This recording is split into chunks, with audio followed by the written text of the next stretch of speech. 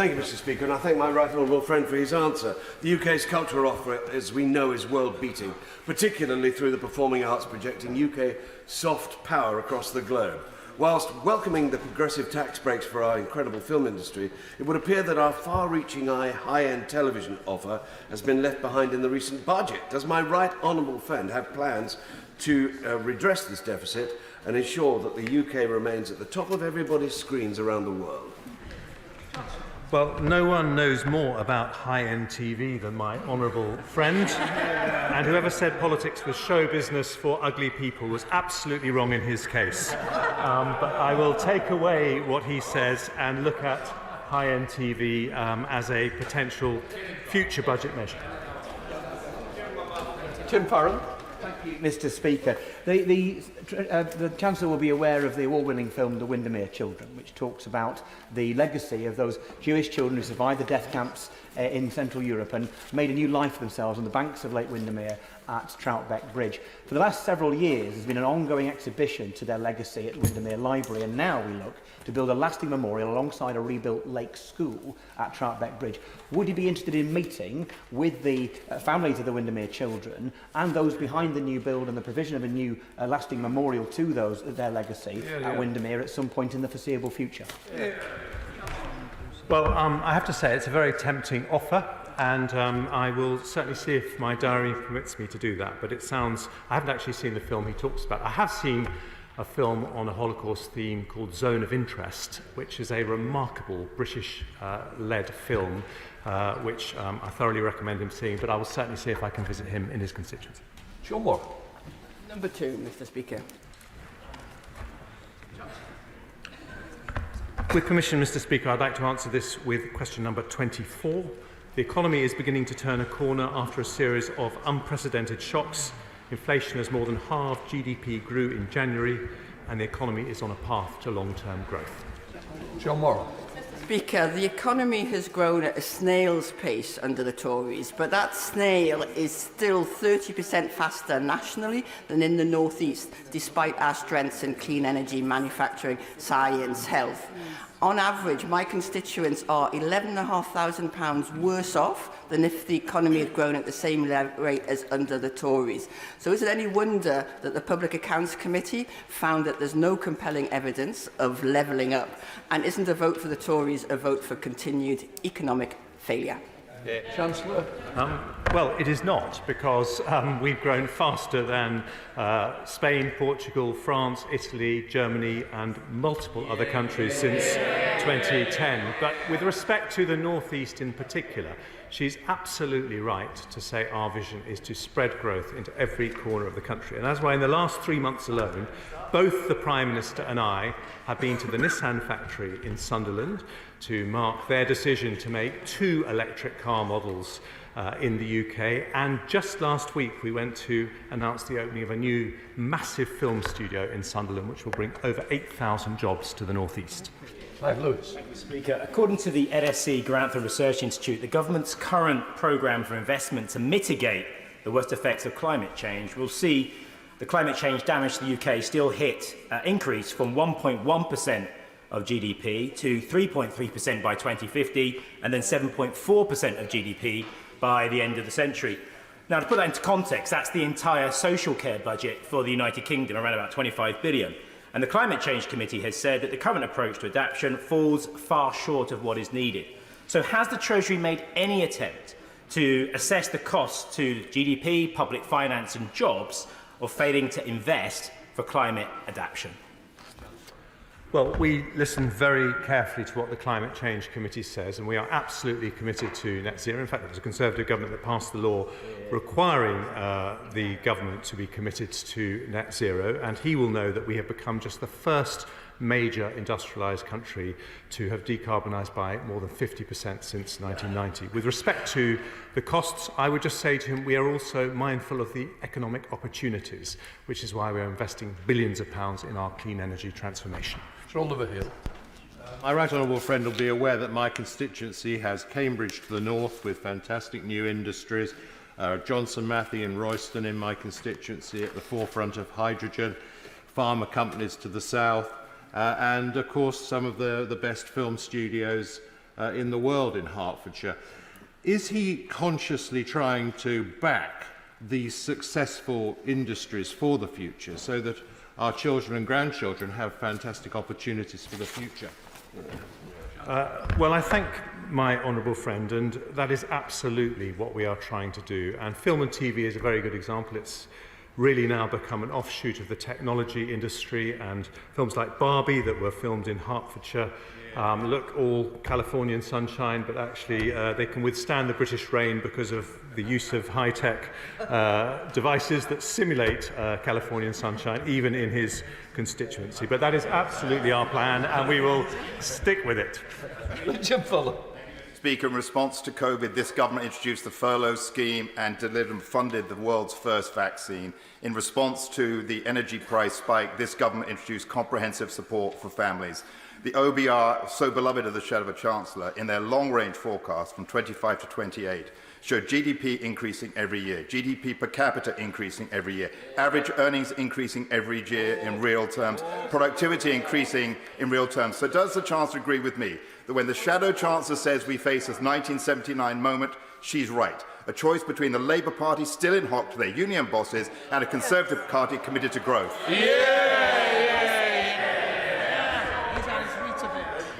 I have really got...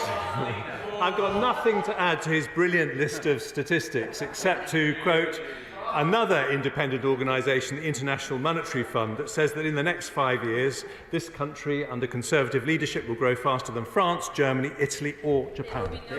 Shadow Minister James Murray. Mr. Speaker, the British people are paying the price for 14 years of Conservative economic failure, with lower wages, higher taxes and public services on their knees. Time and again, the Conservatives hide behind international factors and take no responsibility for their failures. Yet figures from the OECD confirm that the UK is the only G7 advanced economy now in recession, and according to the IMF, our economy is forecast to have the second slowest growth in the G7 this year. So can the Chancellor tell us why is the UK so far behind other major economies under the Conservatives? Well, it isn't, because it's actually grown faster than France, Germany and a whole bunch of other countries. But I'm very glad he mentioned 14 years. So let's look at what happened under 14 years of Labour in Wales. Unemployment higher, NHS waiting lists longer, school standards worse and growth lower. And what's their reaction to that terrible record? They just promoted the Economy Minister to First Minister. Longfield. You're not going to be frightened. Number 3, Mr. Speaker. With your permission, Mr. Speaker, I should like to answer this question together with questions 6 and 12. Thanks to the combined impact of both national insurance cuts and above-inflation increases to thresholds since 2010, an average worker on £35,400 in 2024-25 will pay over £1,500 less in personal taxes than they otherwise would have done. These NICS cuts were possible due to the significant progress we have made in combating inflation. Bob Longfield. The Minister has to say, but doesn't he recognise the assessment of the OBR in relation to the interplay between the changes the government have made on thresholds and national insurance contributions? The OBR conclude that for every 5p gain there's a 10p loss, particularly for those on lower wages per year. Does he accept the OBR assessment? Well, I'm sure if the honourable gentleman looks carefully, he'll say that the government has demonstrated its commitment to supporting the most vulnerable in society. He would have also heard my honourable friend, the member for North East Bedfordshire, explain the circumstances as to why it is that we have higher taxes than we would desire. If he is telling me now that Labour Party policy is to have changes on thresholds, perhaps that's a conversation he can have with the Shadow Minister, who can explain how she would pay for it. Carbon. Thank you, Mr. Speaker. The OBR has said that this will be the worst parliament on record for living standards, and the only parliament on record where living standards have fallen. People are poorer after 14 years of this government, and it doesn't need fiscal tweaks. This economy needs economic renewal. It needs to bring in investment on a major scale, and it needs a new age of education, training and employment in the real economy. My constituents in Liverpool-Walton cannot afford to wait while the Tory party looks and hopes for polling changes and changing fortunes. haven't we now reached the point where the best thing for the economy is a general election? I completely disagree with the honourable gentleman's explanation there. Not only will I repeat the comments about our constituents completely understand the difficult global circumstances with the pandemic and the cost of living challenges following the invasion of Ukraine. We have grown faster since 2010 than many other major economies, and the IMF forecasts that we will grow faster than Germany, France, Italy and Japan. In the year to Q3 2023, real household disposable income per person was around £1,100 higher than the OBR expected in their spring budget 2023 forecast. We have turned a corner. The best thing to do is stick with the Conservatives. Rachel Hopkins. Thank you, Mr. Speaker. The Minister says that the economy has turned a corner, but households on average will be £870 worse off under the Conservatives' tax plan, as well as seeing their costs up by £110 a week compared to before the last election. Is the Minister proud of his record? We're immensely proud of the record since 2010. Living standards increased and growth better than many other major economies, and in terms of our absolute commitment to protecting the most vulnerable in society, we saw that recently, of course, with the cost of living, an average support around £3,400 of support for household. We have turned a corner and the economy is improving. I am just disappointed the opposition constantly talk the UK economy and their constituents down. Steve Double. Steve. Thank you very much, Mr. Speaker. Can my honourable friend confirm that following the 4p cut in national insurance that the Chancellor has introduced, that the tax take on workers is now the lowest it will be for 50 years, and that people in St Austell and Newquay, where they have 2 people in the household on average incomes, will be paying £1,800 less this coming year than they did last year? Yes, absolutely. My honourable friends pointed out a really, really important point on how we have had a laser focus on reducing the tax rates, personal tax rates. And of course the measures as well announced in the autumn statement and in the spring budget will significantly add to economic activity, contributing about 200,000 FTEs to the economy. And I'm sure the whole House would welcome that. Luke Evans. Thank you, Mr. Speaker. Pensioners can often struggle because they have a fixed income. Therefore, I was pleased last year the Chancellor stuck with the triple lock, guaranteeing an increase of 10.1%. Can he explain, though, when it comes to this payment, the 8.5% that people will be getting in a couple of weeks' time, and how that will make a difference to people's living standards? Absolutely, and my right honourable friend's making an important point again. Not only have the measures we've announced in the autumn statement and the spring budget helped workers, we've also focused on helping pensioners. Those on the new state pension will benefit to the tune of about £900 per year. That's a significant number because, of course, the national insurance cuts will benefit the average worker, 27 million employees, by £900 a year. So it's a fair and balanced budget and fair and balanced measures. Jonathan Gillis. Speaker, families in Stoke-on-Trent North, Kidsgrove Talk, were backed with this national insurance cut, meaning the average family will be £1,800 a year better off. The freezing of the fuel duty means the motorists will be able to get around without being unfairly charged at the pump. Money from this government has meant that we've been able to cut bus fares in Stoke-on-Trent by a third, so people can travel around. We've had £56 million for the Levelling Up Fund. We've had £17.6 million for the Kidsgrove Town Deal, which means refurbish and reopen Kidsgrove Sports Centre. The Labour Party closed because they couldn't be bothered to spend £1 to save it back in 2017, which means the health chances are also improved as well. Isn't the reality that we have a clear plan that's going to help the families of our great constituencies, particularly in Stoke-on-Trent North, Kidsgrove Talk, whilst Labour are going to borrow more, tax us higher and lead us back into recession like they did back in the 08-09? Well, I couldn't agree with my honourable friend more, and it's fantastic, and I think this is a recurring pattern, Mr. Speaker. Positivity and optimism, confidence in the future of the UK economy from this time at the side of the chamber, absolute negativity on their side, because they have no plan, they have no clue, and they have no hope. We have a plan, and it's working. Shadow Minister Darren Jones. Thank you, Mr. Speaker. Why does the Treasury Minister think that people feel worse off after 14 years of the Conservatives in government? As I said, we are turning a corner and have therefore made measures to put money back into people's pockets. I don't think it will be a surprise to any of his constituents, or indeed any Labour members, if they look at the record recently of the Labour opposition, who claimed on the one hand they were supportive of tax cuts, but last week failed to support those tax cuts when it came to Parliament. Darren Jones. Thank you, Mr. Speaker. The Treasury Minister didn't answer the question about why the public feel worse off. I think on this side of the House we know why. And now he mentions tax cuts, but he doesn't talk about the freezing of tax thresholds or indeed the council tax that's about to be levied on people, not just in this year, but each year for the next 5 years. So why can't the Treasury Minister admit that for every 10 pence extra in the pound taken from people since 2010, they're only now just giving back 5 pence? If I'm hearing correctly, the opposition front bench are announcing fundamental changes to policy which they have not yet costed. They did not object, as far as I'm aware, to any of the measures that were required to support households and businesses during the pandemic, which necessitated increases in taxation. We are now reducing the level of taxation because we have turned a corner. They didn't support that. It's very interesting to hear one thing, and then when it comes to action, they do not take action. I think they need to explain to their constituents why they failed to support the tax cuts last week. Martin Day. Number 4.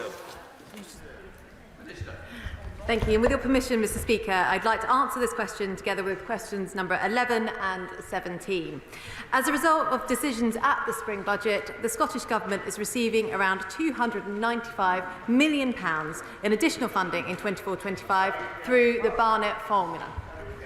Martin Day. Thank you. According to the Commons Library, this government has cut the Scottish Government's capital funding by 16% in real terms from 2022-23 to 2024-25. The Institute of Fiscal Studies forecasts that there will be a further 16% cut by 2029. So after 14 years of austerity, inflation and COVID, can they tell me why the Chancellor is taking a hammer to our Scottish public services?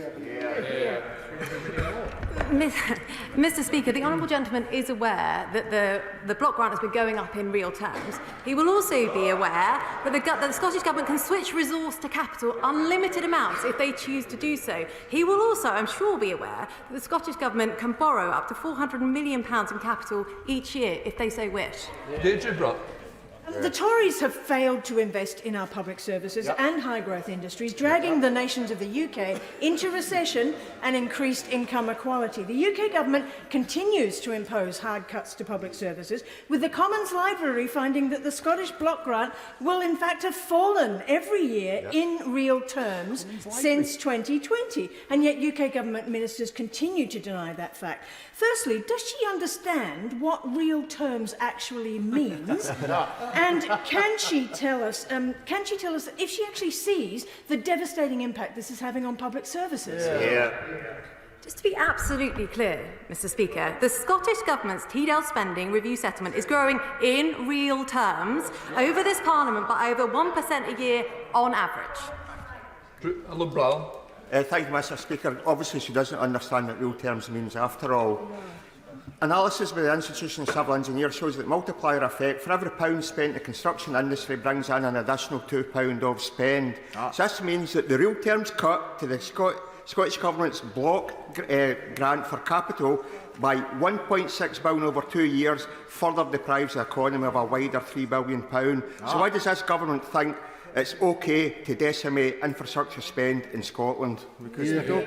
Mr. Speaker, the Scottish Government is well funded to deliver its devolved responsibilities and receives 25% more funding on average per person than the equivalent UK government spending in other parts. That translates to £8.5 billion more a year on average.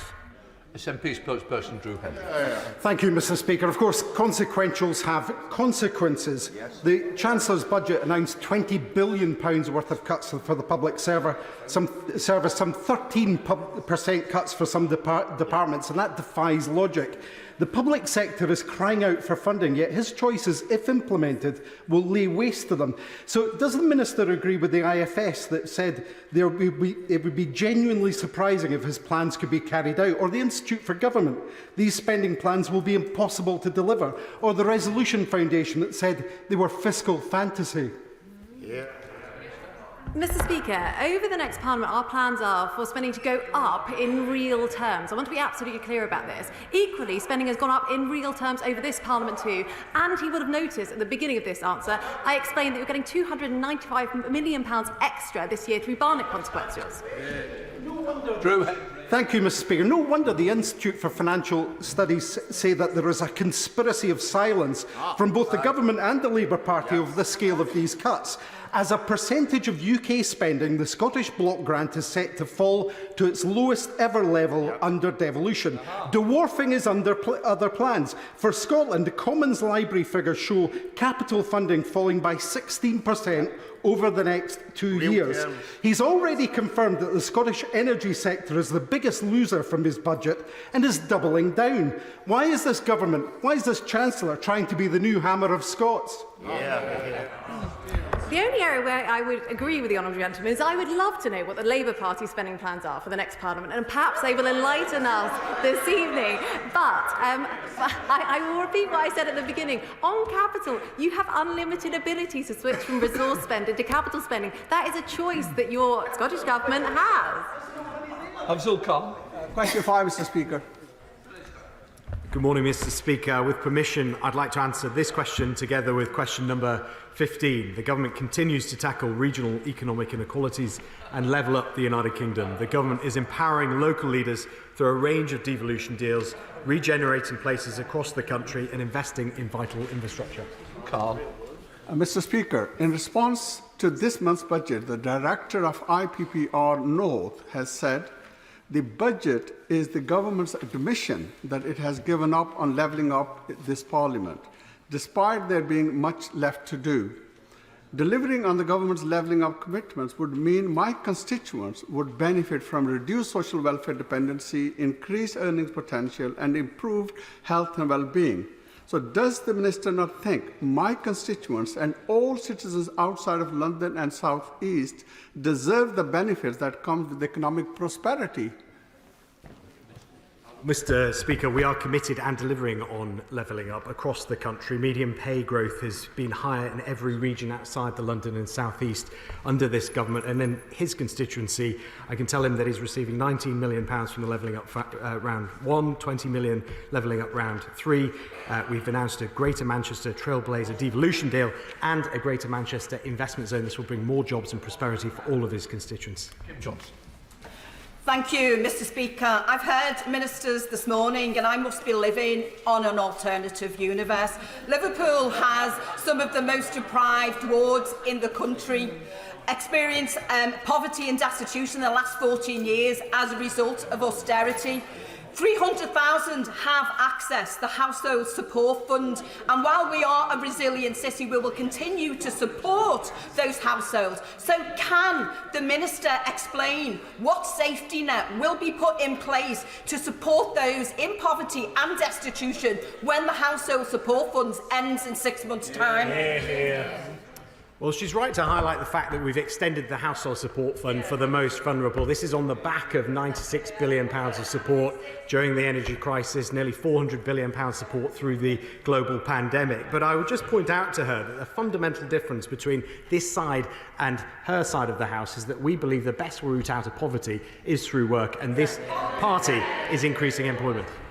Thomas. Thank you, Mr. Speaker.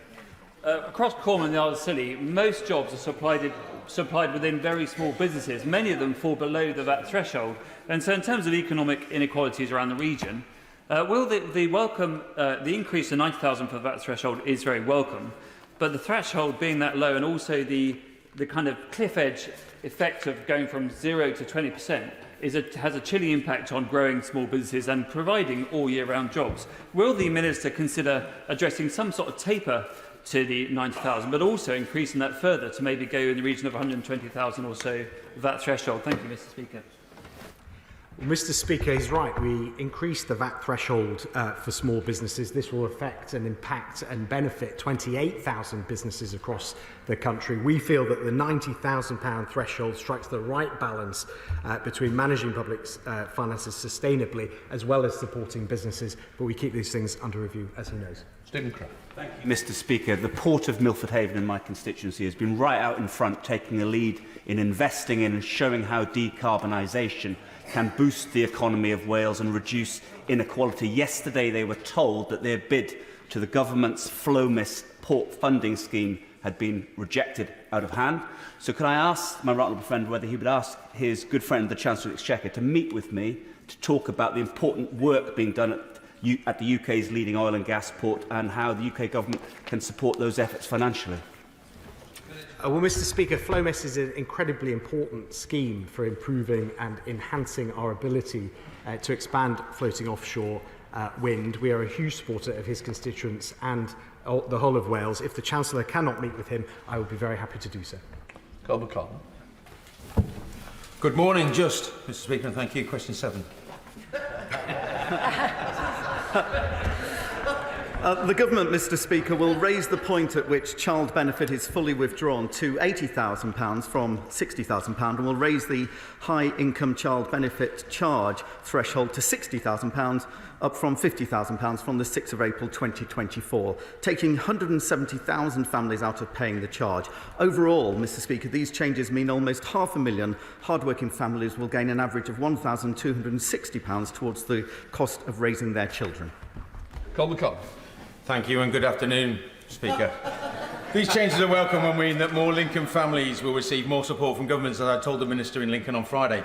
Can my honourable friend confirm when the formal consultation on basing child benefit on household income rather than individual income will commence if the civil servants in the Treasury will let him?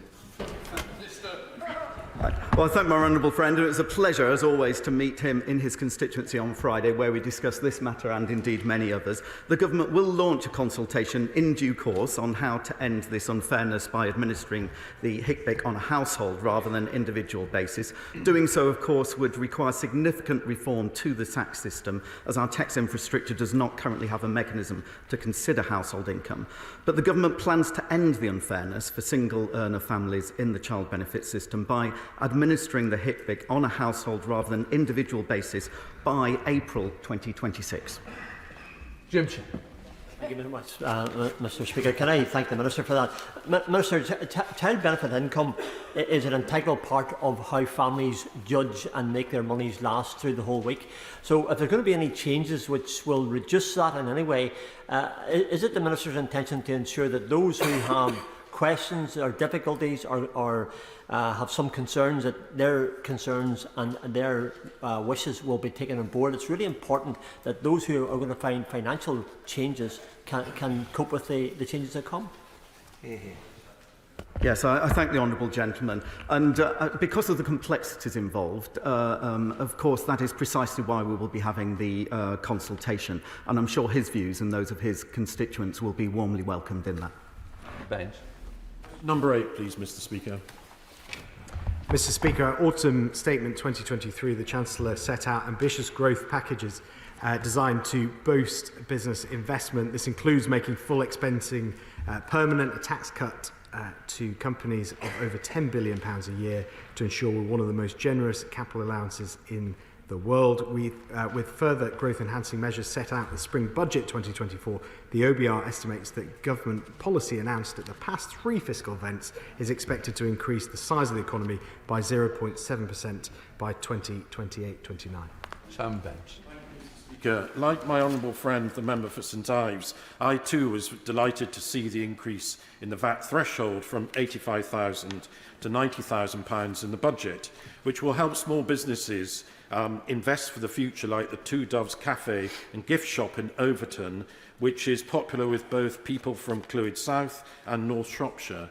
But given the vital importance to small businesses, would my honourable friend prioritise increasing the VAT threshold again in the next fiscal intervention? Well, my honourable friend comes to this House with significant business experience, so when he talks, we certainly listen, and I'm delighted to hear that he was pleased with the VAT increase, the threshold increase. I can tell him that, in addition to what I said to our honourable friend about the £90,000 threshold, it is at this level higher than any EU member state and the joint highest in the OECD, and many of his businesses will be part of the 28,000 that will benefit from this increase, so we have no plans at this stage to change it. Andrew Glynn. Thank you. But the actual record of this government over the past 14 years is abysmal. It is a fact that business investment has been consistently amongst the lowest in both the OECD and the G7, and now the Office of Budget Responsibility is forecasting a further 5% fall this year. Why?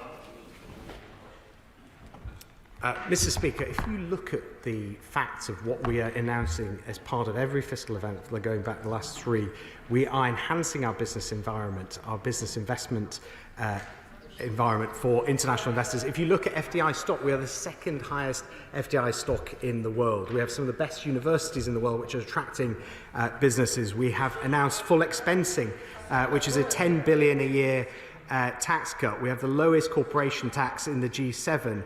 We are reforming our energy grid, which is bringing investment into our net zero ambitions. We are reforming our systems, reducing our taxes and encouraging investment. Number 9, please, Mr. Speaker.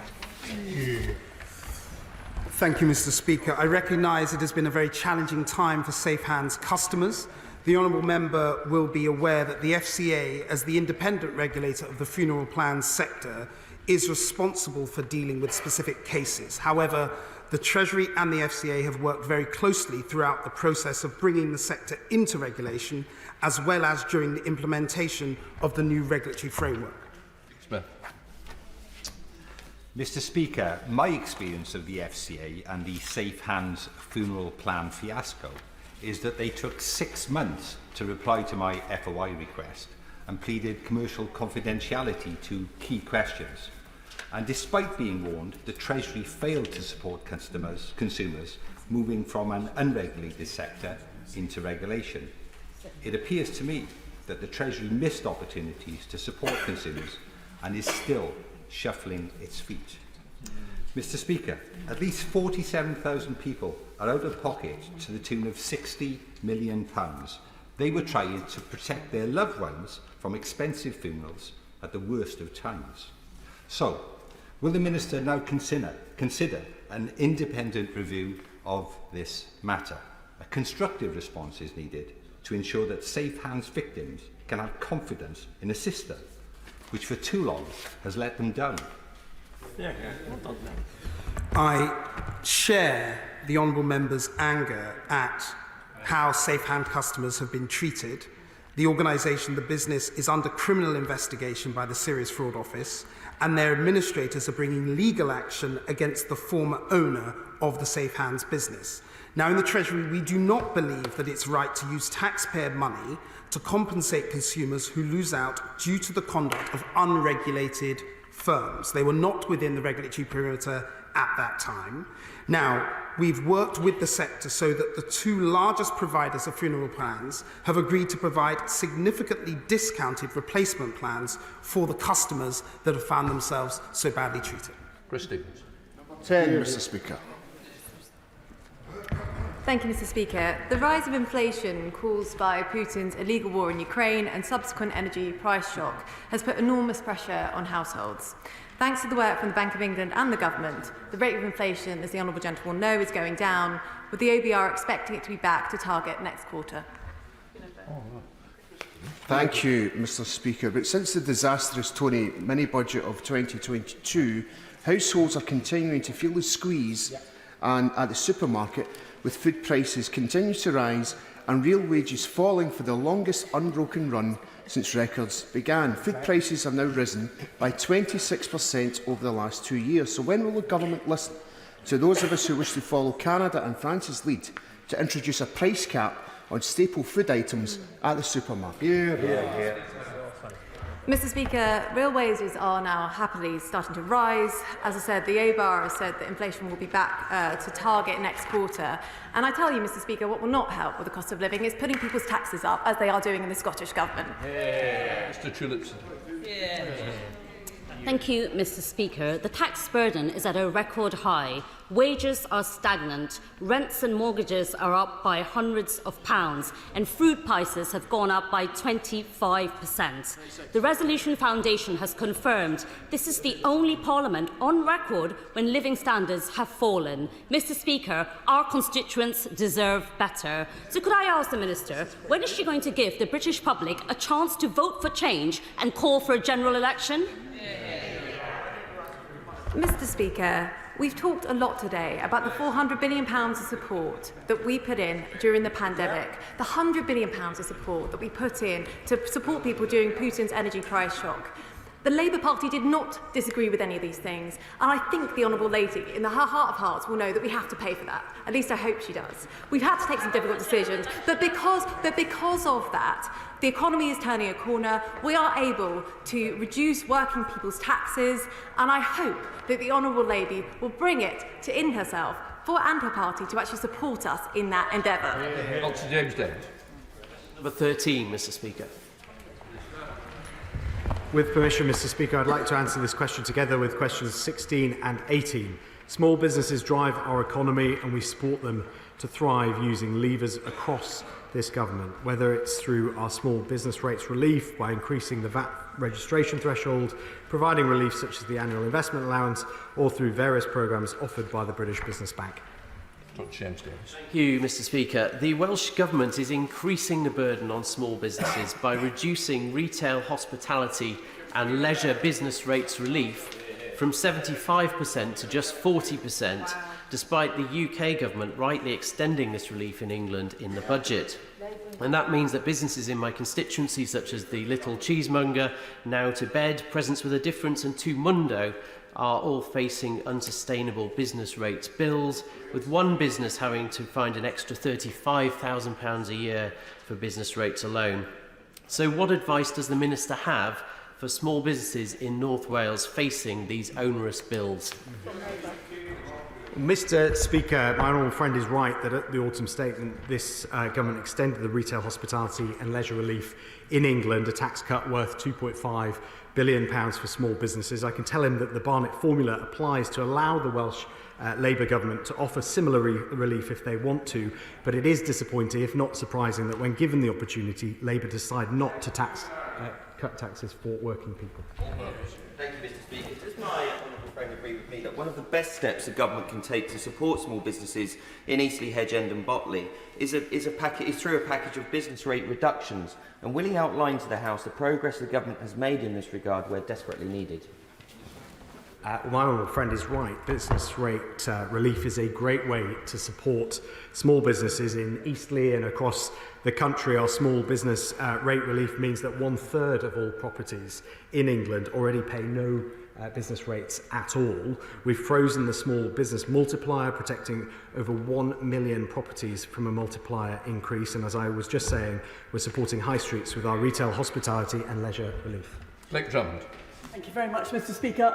Just after the budget, I met with some of my small businesses at the Flower Pots in Cheriton. While they were pleased with some of the budget, they talked about improving productivity and growth by raising the VAT threshold far beyond the 90,000, possibly to 250,000, which they felt would incentivise sole traders and small businesses to expand and work longer hours. They feel at present growth is restricted because of the level of the VAT threshold. Has the Chancellor given any thought to increasing the threshold to improve productivity? Well, Mr. Speaker, my honourable friend is right to engage in the way that she is with her small businesses. I can tell her that we believe the £90,000 threshold, which has just been increased, strikes the right balance between managing public finances and supporting small businesses. But I would just encourage her to look at the wider package of support that this government is providing for small businesses, not least the business rates relief that I was just talking about. Gregory Campbell. Mr. Speaker, will the Minister have discussions with his counterparts in the devolved institutions to ensure that the likes of sole traders and small businesses see a reduction in bureaucracy to make them more profitable, offering more business opportunities to more people across the United Kingdom? Mr. Speaker, I can assure him that this government does engage very frequently with our counterparts in the Northern Ireland administration. That will continue to be the case. Thank you, Mr. Speaker. According to the Federation of Small Businesses, 2 in 3 small businesses are suffering with late payments. This is 14 years on now of a Tory government. Why don't the government follow Labour's lead and actually strengthen the law on this? Well, Mr. Speaker, we are acutely aware of this issue. I've myself had meetings with the FSB, and that's why the Chancellor has announced plans to improve the situation for small businesses, and I'm very happy to outline that in writing to him. One of the requests from women, female-led businesses in my constituency, including Curlick and Rock and Rollers, was for a VAT cut for hairdressing businesses. Can you tell me why that wasn't considered in the budget? Because these businesses are an important part of our high street and quite often led by women who've missed out significantly in the Chancellor's budget. Mr. Speaker, we of course support hairdressers, we support our high street, we support women-run businesses. That's why we've extended the retail, hospitality and leisure relief to 75%, cutting taxes for hard-working people. That is what a Conservative government does. Morgan. Number 14, please, Mr. Speaker. The government has nearly doubled the personal allowance since 2010, and in 2024-25 it will be over 20% higher in real terms than it would have been if uprated by inflation since 2010-2011. The personal allowance is currently set at a level high enough to ensure that pensioners whose sole income is the full rate of the new state pension or the basic rate pension do not pay any income tax. Morgan. Thank you very much, Mr. Speaker. I've been contacted by pensioners in my constituency who get a full state pension plus protected payments from the old scheme, and that has placed them over the threshold for paying income tax. So the increase in their pension in line with inflation has been eaten away by being drawn into the personal allowance threshold. Was it the Minister's intention that pensioners would be dragged into paying income tax in his budget? Well, as I outlined previously, and the Resolution Foundation and others have pointed out, that pensioners have in fact gained about £1,000 on average as a result of the government's decision since 2010 to increase thresholds. Some pensions, of course, rely solely on the state for their incomes, and we are supporting pensioners through a variety of other measures, and of course not only the triple lock, but pension credit and cost of living support. And pensioners across the country will benefit from this 8.5% increase, which is coming in April. Thank you, Mr. Speaker. I welcome the recent tax cuts. Now, we need to ensure that those who work hard, do the right thing, are rewarded in their old age. Minister, can the Treasury please stop allocating funds to France, who are clearly not stopping the boats, and stop extortionate amounts being spent on hotels for illegal migrants, and reduce the foreign aid budget? Then maybe we can give even more to our pensioners. Yes, well, the Honourable Lady will be well aware that on this side of the House we are doing and implementing measures to tackle the very problems that she has outlined, whilst also turning the corner in the economy and doing everything we can to put more money back in people's pockets, whether that's workers or pensioners. Speaker, last week the OBR told the Treasury Select Committee... Number 20, sorry. Yes. Mr. Speaker, as set out at Spring Budget, we are considering the findings of the Office of Budget Responsibilities Review of the original costing of the withdrawal of tax-free shopping, alongside industry representations and broader data. The Government welcomes further submissions from stakeholders in response to the OBR's finding, as we keep all taxes under review. Speaker, last week the OBR informed the Treasury Select Committee that it has not assessed the Treasury's forecast that it will cost £900 million to extend tax-free shopping to EU visitors. The OBR has also failed to support the Treasury's assumption that EU visitor behaviour and costs can be extrapolated from assessed EU data. Non-EU data.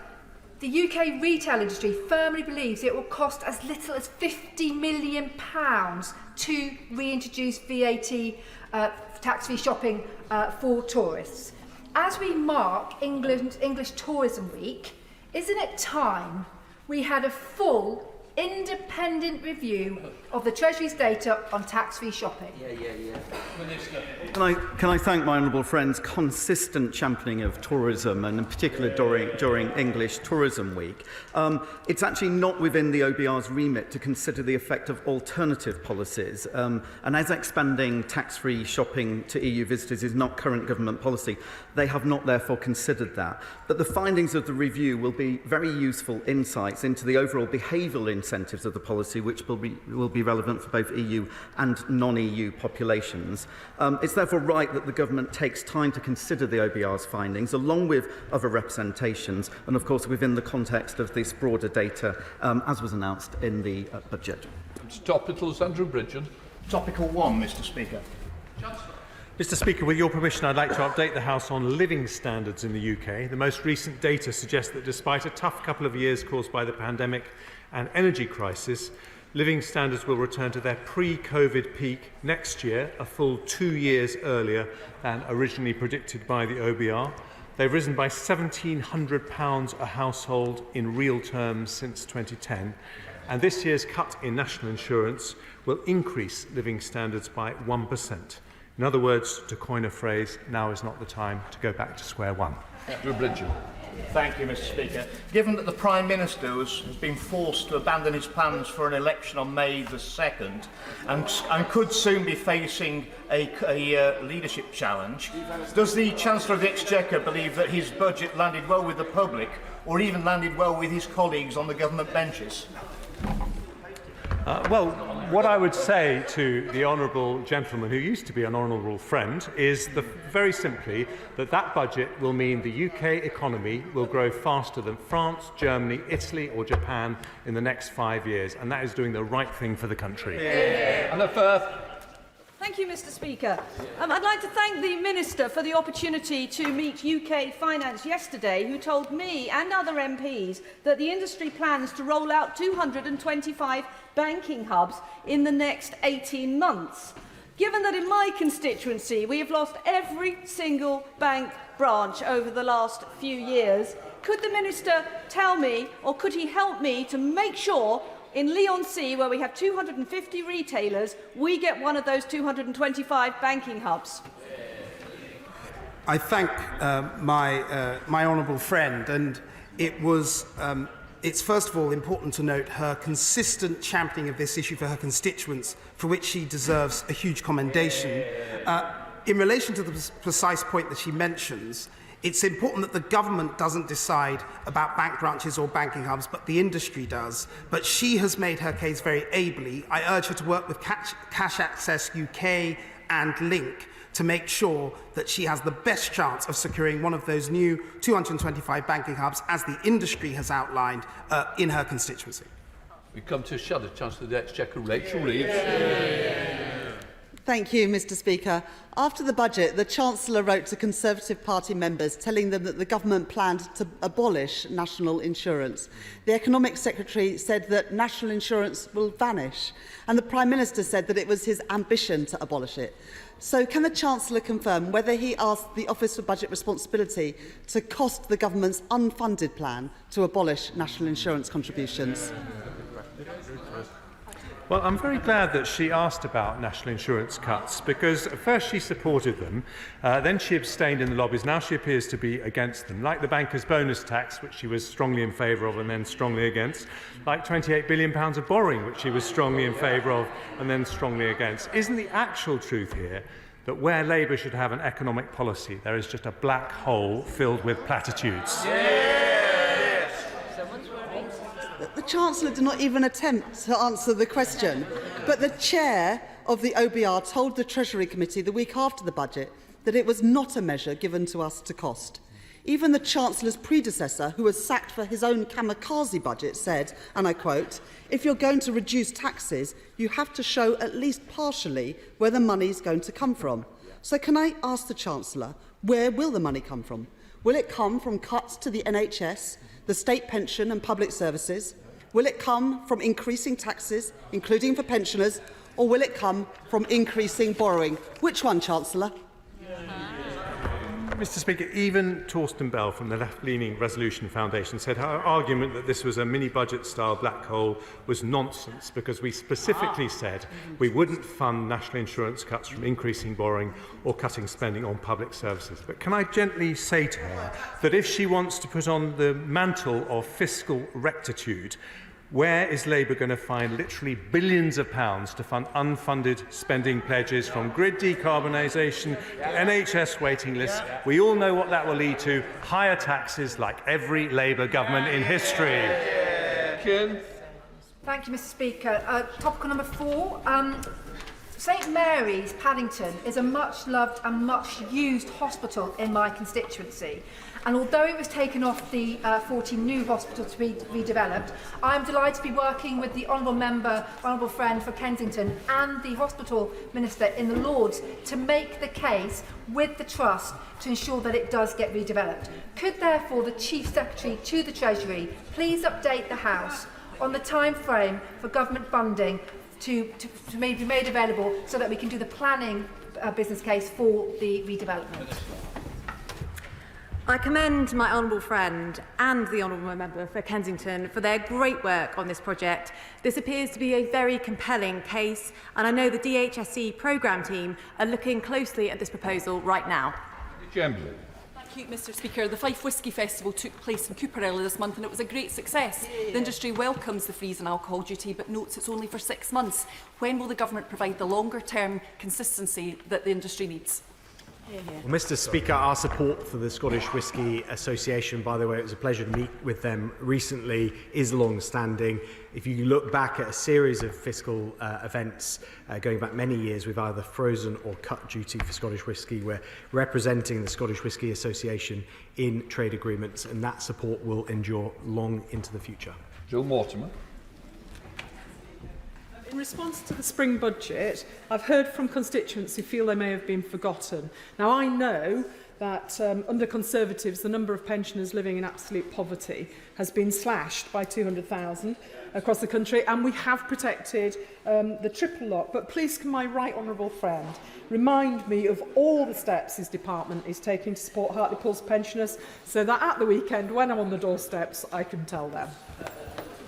Absolutely delighted to do that, and the Independent Resolution Foundation said that because of measures this government has taken, pensioners are £1,000 better off in real terms than 2010. But what did we do in the budget specifically? We did two things. We put £6 billion into the NHS, which is used more by pensioners than anyone else, and secondly, by backing workers' tax cuts, we are supporting growth in the economy, which means we can continue to fund the triple lock for many years to come. Bob Longfield. Thank you, Mr. Speaker. One of my constituents wrote to me last week about her son, Fred. Fred has Down syndrome and severe learning disabilities. He's profoundly deaf, and he has an autism diagnosis. His parents and grandparents did the right thing and put money into a child trust fund for him. Now, Fred will be 18 next month, but he lacks the capacity to access his money, and there's no easy way for his parents to do it. So will the Chancellor work with colleagues in DWP and MOJ to unlock the money for Fred and an estimated 80,000 other disabled young people? I thank the honourable member for that question. I'm happy to meet with him to discuss the precise circumstances of his constituent's case, but to say in general terms that it is a priority for us to make sure that people get access to that money if it's due to them. Chair of the Select Committee, Harriet Baldwin. Speaker, did the Chancellor see that in an article yesterday, the independent director of the Institute for Fiscal Studies confirmed that the average earner in the UK now has the lowest effective personal tax rate since 1975, one that's lower than in America, France, Germany or any G7 country, and that someone on 35,000 today, the average earnings for those working full-time, faces an income tax and national insurance bill getting on for £2,000 lower than someone would have had on the same real earnings back in 2010. And does he agree that unfunded spending plans, now that he's changed the rules in terms of residence and domicile, by the party opposite, could lead to higher taxes for those people? Can I just say it's topical? I do want to get the other members who's now had a chance. Thank you. Look, I thank my honourable friend for her excellent question. And she is right that it's not just the lowest effective tax rate for someone on average earnings since 1975. It's the lowest headline tax rate. It's the lowest tax rate in the G7. And that is the fundamental divide in British politics. Taxes have gone up on this side of the House. We don't think we have to accept the status quo. On that side of the House, they do. And why is that? Because lower taxes mean higher growth. Thank you very much indeed, Mr. Speaker. Well, a recent survey from the Debt Justice Campaign has shown that 13% of adults have missed 3 or more bill or credit payments in the last 6 months, and that 6.7 million people are now in financial difficulty. So does the Chancellor accept that for millions of people, getting from one end of the month to the next under the Tories is an absolute nightmarish struggle, and that people are feeling worse off because they actually are worse off? Well, let me, if I may, gently correct her, because living standards have risen by, as I said earlier, by £1,700 per household since 2010, and the number of people in absolute poverty is down by 1.7 million. But she is right to talk about the pressures facing people on debt, and that's why in the budget we abolished the £90 fee for debt relief orders, having talked to the Citizens Advice Bureau. Proposed changes to wine duty will add huge cost and complexity to business. Further to my Westminster Hall debate, will my right honourable friend meet with me and wine businesses to hear their concerns and make the easement that's due to end on the 1st of February next year permanent? Mr. Speaker, my honourable friend is talking about the largest and most significant reform of our alcohol duty system in 140 years, making it more simple by saying the stronger the ABV, the more duty you pay. We introduced the wine easement to give the wine industry 2 years to prepare for those changes. I continue to engage with the industry, and I will continue to engage with my honourable friend. Sarah Owen. Thank you, Mr. Speaker. 2 years ago, P&O Ferry sacked 786 workers and replaced them with agency staff paid less than the minimum wage. After this fiasco, the government promised to review all contracts with this company. Why is it then that since this, the government has spent £900,000 directly with P&O Ferries? Why are the Conservatives so comfortable spending taxpayers' money rewarding appalling treatment of working people? Let me say to the honourable lady, who I very much enjoy working with on the Select Committee, that our record is of 800 more people in work for every single day of Conservative government since 2010. And the thing that will wreck that is Labour's New Deal for workers, which the President of the CBI says will destroy the job-creating machine that the UK has become. James Sunderland. Mr. Speaker, thank you. Could I please commend the Treasury for good fiscal policies that have resulted in inflation falling significantly since the pandemic? Could I also perhaps ask the Chancellor when we might see a commensurate fall in interest rates? Well, I'm very sorry to disappoint my honourable friend, but Chancellors never comment on decisions made by the Bank of England on interest rates. But what I can say is that the Office for Budget Responsibility predicted at the budget that inflation would fall to around target in the next few months, and that gives the best possible prospect of interest rates starting to fall. Just Brendan Macklin. Last night at BBC Newsnight, it was clear that the needs of Wales, particularly in health, are not met in the UK. So when has the UK government given England Barnett consequentials based on needs in Wales, Scotland and Northern Ireland? Surely the model where where the government in England decides for England and everyone else gets a consequential of that must end. For instance, your Nordic countries, they don't spend as a percentage of their neighbours. Why is the spending of Scotland, Wales and Northern Ireland dependent on what England decides to spend? Mr. Speaker, the Barnett consequentials formula is long established. It gives a clear framework in which we can understand spending in the devolved nations. He will also know that this means higher per person funding in each of the devolved nations than in England. Rob Warden. I'm delighted that my right honourable friend, the Chancellor, is seeking to make the tax system more family-friendly, including collecting household data in the years ahead. But being family-friendly includes looking after the family home. Sweden abolished inheritance tax in 2004. The result was a boom in entrepreneurship, economic growth and higher tax revenues. So will he or one of the excellent ministerial team meet me to discuss this further? Can I thank my right honourable friend's advocacy for support for families, because we had conversations and I know he very much welcomes the changes to HIPBIC and child benefit. Of course, we always keep taxes under review and I'm always delighted to meet my right honourable friend. Dame Diana Johnson. Thank you, Mr. Speaker. Does the Chancellor accept that he's caused a great deal of anxiety and further distrust by those who've been infected and affected by the contaminated blood scandal by not making any provision in his budget for compensation when we know the recommendations were made to government last April for compensation to be paid? Can I gently say to her that I stand by every word that I said when I gave evidence twice to the infected blood inquiry. The government has an absolute moral responsibility not just to pay the compensation owed, but to pay it as speedily as possible. Mr. Speaker, I join the Economic Secretary with my honourable friend for Southend West to discuss closures of banks, and in particular Barclays Bank are both shameful and shameless when it comes to this. Would my honourable friend agree with me that we need full transparency in the decisions being made, including that of Link and the Financial Conduct Authority when they were reviewing these? But also one thing we found yesterday, Mr. Speaker, which may be of interest to those in Chorley, is that currently the criteria only consider the town plus 1 kilometre circumference. That is not how the rural economy works. And would he work with me to make sure that we take wider economy into account when considering this? I thank my right honourable friend for that question, and again, she's another good example of an excellent champion for her constituents on this issue and so many others.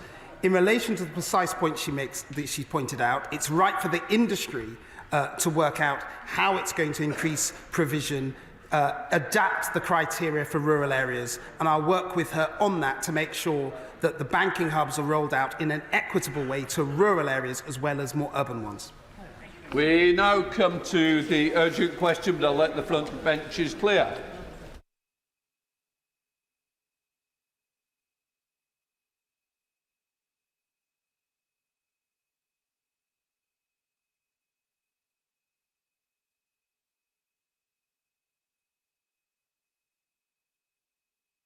We now come to the urgent question. I call the Shadow Secretary of State, David Lammy. To ask the Secretary of State if he'll make a statement on the situation in Gaza and Israel. Minister. Can I thank the honourable gentleman for his urgent question? Mr. Speaker, Israel suffered the worst terrorist attack in its history on the 7th of October last year. The scenes we saw on that day were appalling, and Hamas's disregard for civilian welfare continues today, over 5 months later. We remember those all the time still being held hostage and their families, and we call once again for their immediate release. However, we of course remain deeply concerned about the humanitarian situation in Gaza and the impact of the conflict on all Palestinian civilians. We have borne witness, Mr. Speaker, to death and displacement on a vast scale. Over 1,700,000 people have had to leave their homes, many on multiple occasions. We are deeply concerned about the growing risk of famine, exacerbated by the spread of disease, and of course the terrible psychosocial impacts of the conflict that will be felt for years to come. We are totally committed to getting humanitarian aid to all the people in Gaza who desperately need it, either ourselves or through UN agencies and British or other charities. We and our partners are pushing to get aid in through all feasible means, by land, sea and air. We have trebled our aid funding to the OPTs this year, Mr. Speaker, providing just under £100 million, of which 70 million has been delivered as humanitarian assistance. 150 tonnes more of UK aid arrived in Gaza on the 13th of March, including 840 family tents, 13,440 blankets, almost 3,000 shelter kits and shelter fixing kits, 6,000 sleeping mats, and more than 3,000 dignity kits. A field hospital provided by UK aid funding to UK Med arrived in Gaza from Manchester last Friday. This facility, staffed by UK and local medics, will be able to treat over 100 patients a day. Along with Cyprus, the US, UAE and others, Britain will help deliver humanitarian aid by sea to a new temporary US military pier in Gaza via a maritime corridor from Cyprus. But we have been clear that air and sea deliveries cannot substitute delivery of aid through land routes. Only through land routes can the volume of aid now be required to be met. We continue to press Israel to open more land crossings for longer and with fewer screening requirements. There is no doubt that land crossings are the most effective means of getting aid into Gaza, and Israel must do more. There is also no doubt that the best way to bring an end to the suffering is to agree an immediate humanitarian pause and progress towards a sustainable permanent ceasefire without a return to destruction, fighting and loss of life. Getting to this outcome is the focus of all our diplomatic efforts right now, Mr. Speaker, and a goal that is shared by our international partners. We urge all sides to seize the opportunity and continue negotiations to reach an agreement as soon as possible. David Lammy. Thank you, Mr. Speaker. Yesterday, a UN-backed report revealed the shocking reality that famine in Gaza is imminent. Half the population is expected to face catastrophic levels of hunger, the highest number of people ever recorded under this system. Only twice in 20 years have famine conditions been reached. But what distinguishes the horror in Gaza from what has come before is that this is not driven by drought or natural disaster, it is man-made. It is the consequences of war. It is the consequence of aid that is available not reaching those who need it. Food is piled up in trucks just a few kilometres away while children in Gaza are starving. It's unbearable, and it must not go on. International law is clear. Israel has an obligation to ensure the provision of aid. The binding measures ordered by the ICJ require this. The world has demanded it for months, yet still aid flows are woefully inadequate. Aid actually fell by half between January and February. Outrageous. The continued restrictions on aid flows are completely unacceptable. It must stop now, just as Hamas must release the hostages now. I don't doubt that the Minister agrees with me, but will he have the courage to say that the ICJ's orders, including on aid, are binding, and that Israel must comply with them? And does the FCDO's lawyers believe Israel is in compliance currently with its obligations? Amid this accelerating hunger crisis, Prime Minister Netanyahu reportedly approved plans for an offensive against Rafah. This would risk catastrophic humanitarian consequences. It would be a disaster for civilians and a strategic mistake. How is the government working to prevent a further attack on Rafah? The truth is this: if it isn't possible to address the crisis in Gaza, it won't be possible to address the crisis in Gaza if the fighting doesn't stop. And that is also the best way to secure the release of hostages. So will the government finally now join with us and dozens of countries and call for an immediate humanitarian ceasefire? Well, I thank the honourable gentleman for his questions and his comments, and let me try and deal with them more or less sequentially. First of all, he asked me about the reports of famine, and the IPC report is clear. It says, and I quote, "Famine is a very real scenario, and we are doing everything we can," as I set out in my first response, to try and head that off. There is also, in addition to famine, the danger of disease, the lack of health services, the acute danger from the lack of clean water and effective sanitation. So we are doing everything we can to head off the appalling circumstances which he set out. He asks me also about the number of trucks.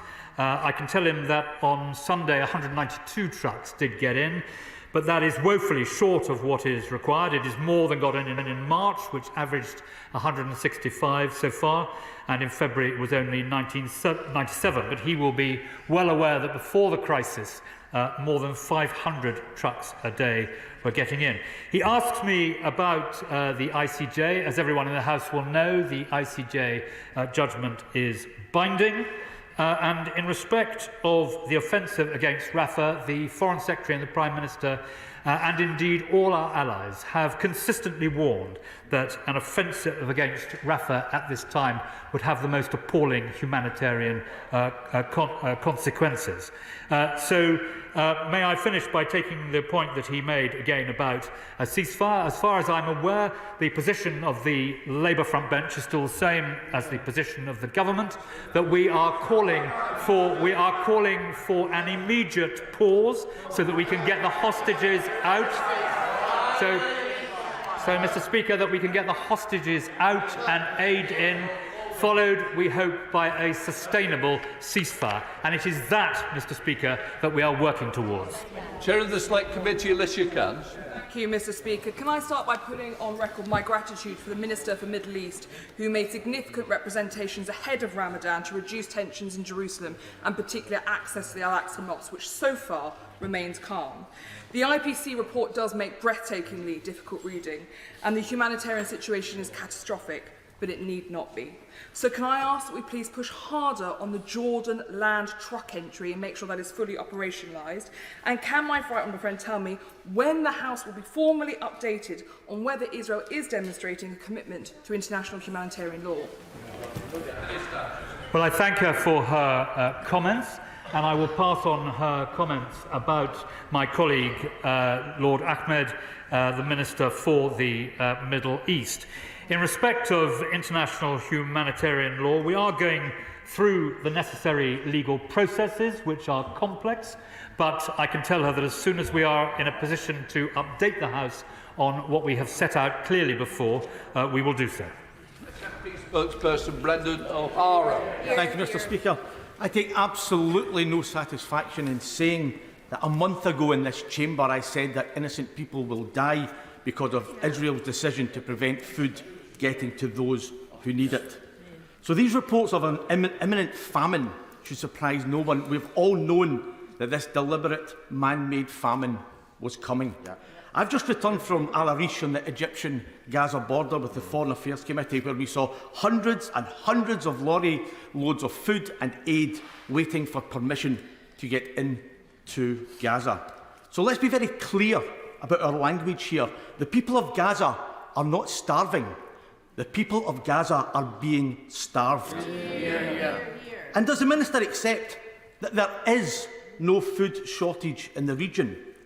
Does he accept that the reason that people are starving to death just 44 miles from Tel Aviv, the distance between Glasgow and Edinburgh, is as a direct result of the Israeli siege and their premeditated decision to cut off food supplies? And does he also accept that starving a civilian population to death is a war crime?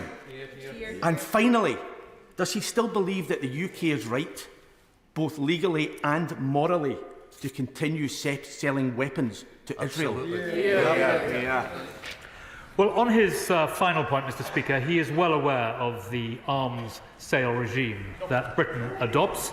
And as I have said to him before from this dispatch box, it is the toughest anywhere in the world. I think, Mr. Speaker, the difference, if I may say so, between him and me is that he sees things as we would wish them to be, but we in government have to deal with them as they are. And that is why we are taking so many steps to try and achieve the release of the hostages and to get aid and support into Gaza. And to one point that he makes, where he is right, and it's a point also echoed by the Shadow Foreign Secretary, and it is this. The way to get aid into Gaza is by road and by truck. Of course, we are doing everything we can to explore every way, including the maritime route and dropping aid from the air. But at the end of the day, it is through road traffic, and that's one of the reasons why we are working so closely with Jordan to ensure that that route of aid in by road is enhanced. But at the end of the day, that is the right route to get aid in, and we are doing everything we can to try and make sure that it is pursued. Last time I asked my right honourable friend about progress on trying to have a hostage transfer, because right at the core of this is the visceral feeling, which I think anyone can understand, of Israelis that they want their people home.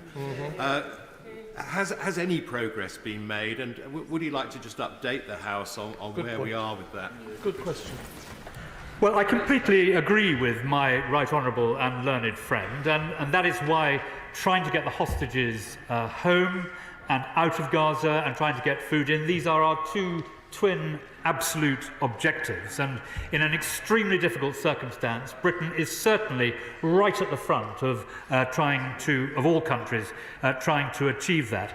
It would not be sensible, Mr. Speaker, for me to give the House a sort of running commentary on hostage release, but he will have seen that negotiations have resumed in Qatar, and obviously everyone in the House will hope that those negotiations are both speedy and successful.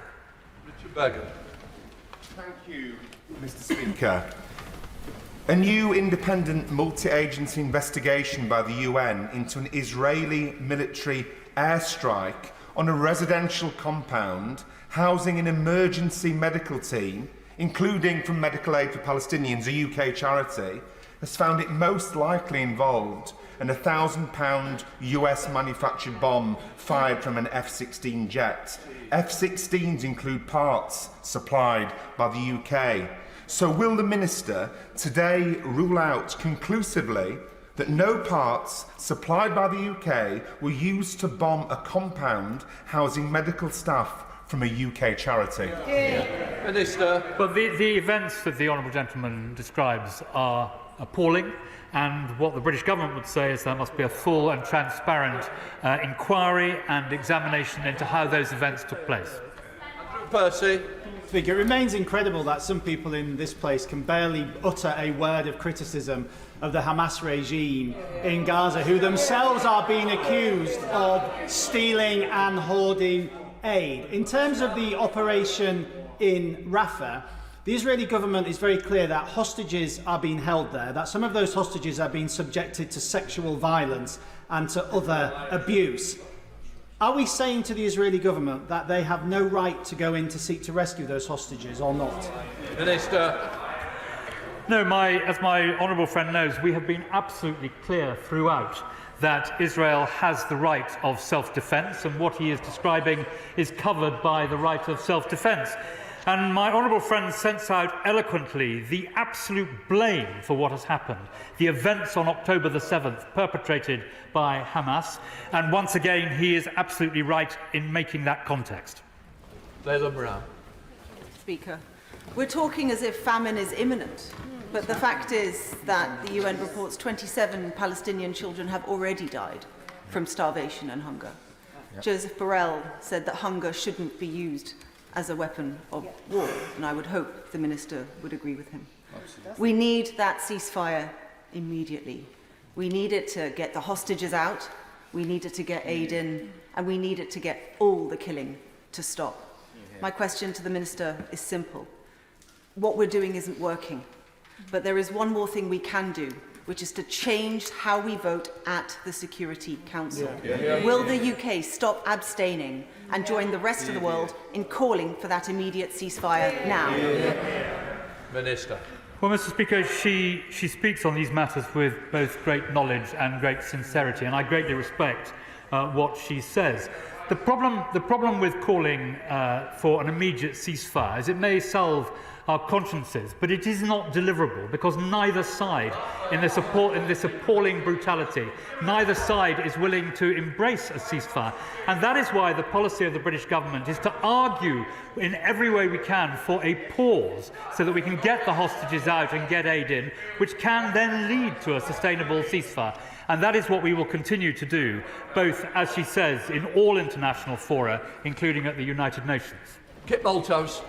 Mr. Speaker, over the last few months, we've all listened to the Minister explaining that the government's been begging, pleading, pressing the Israeli government to allow more aid in, to seemingly little effect.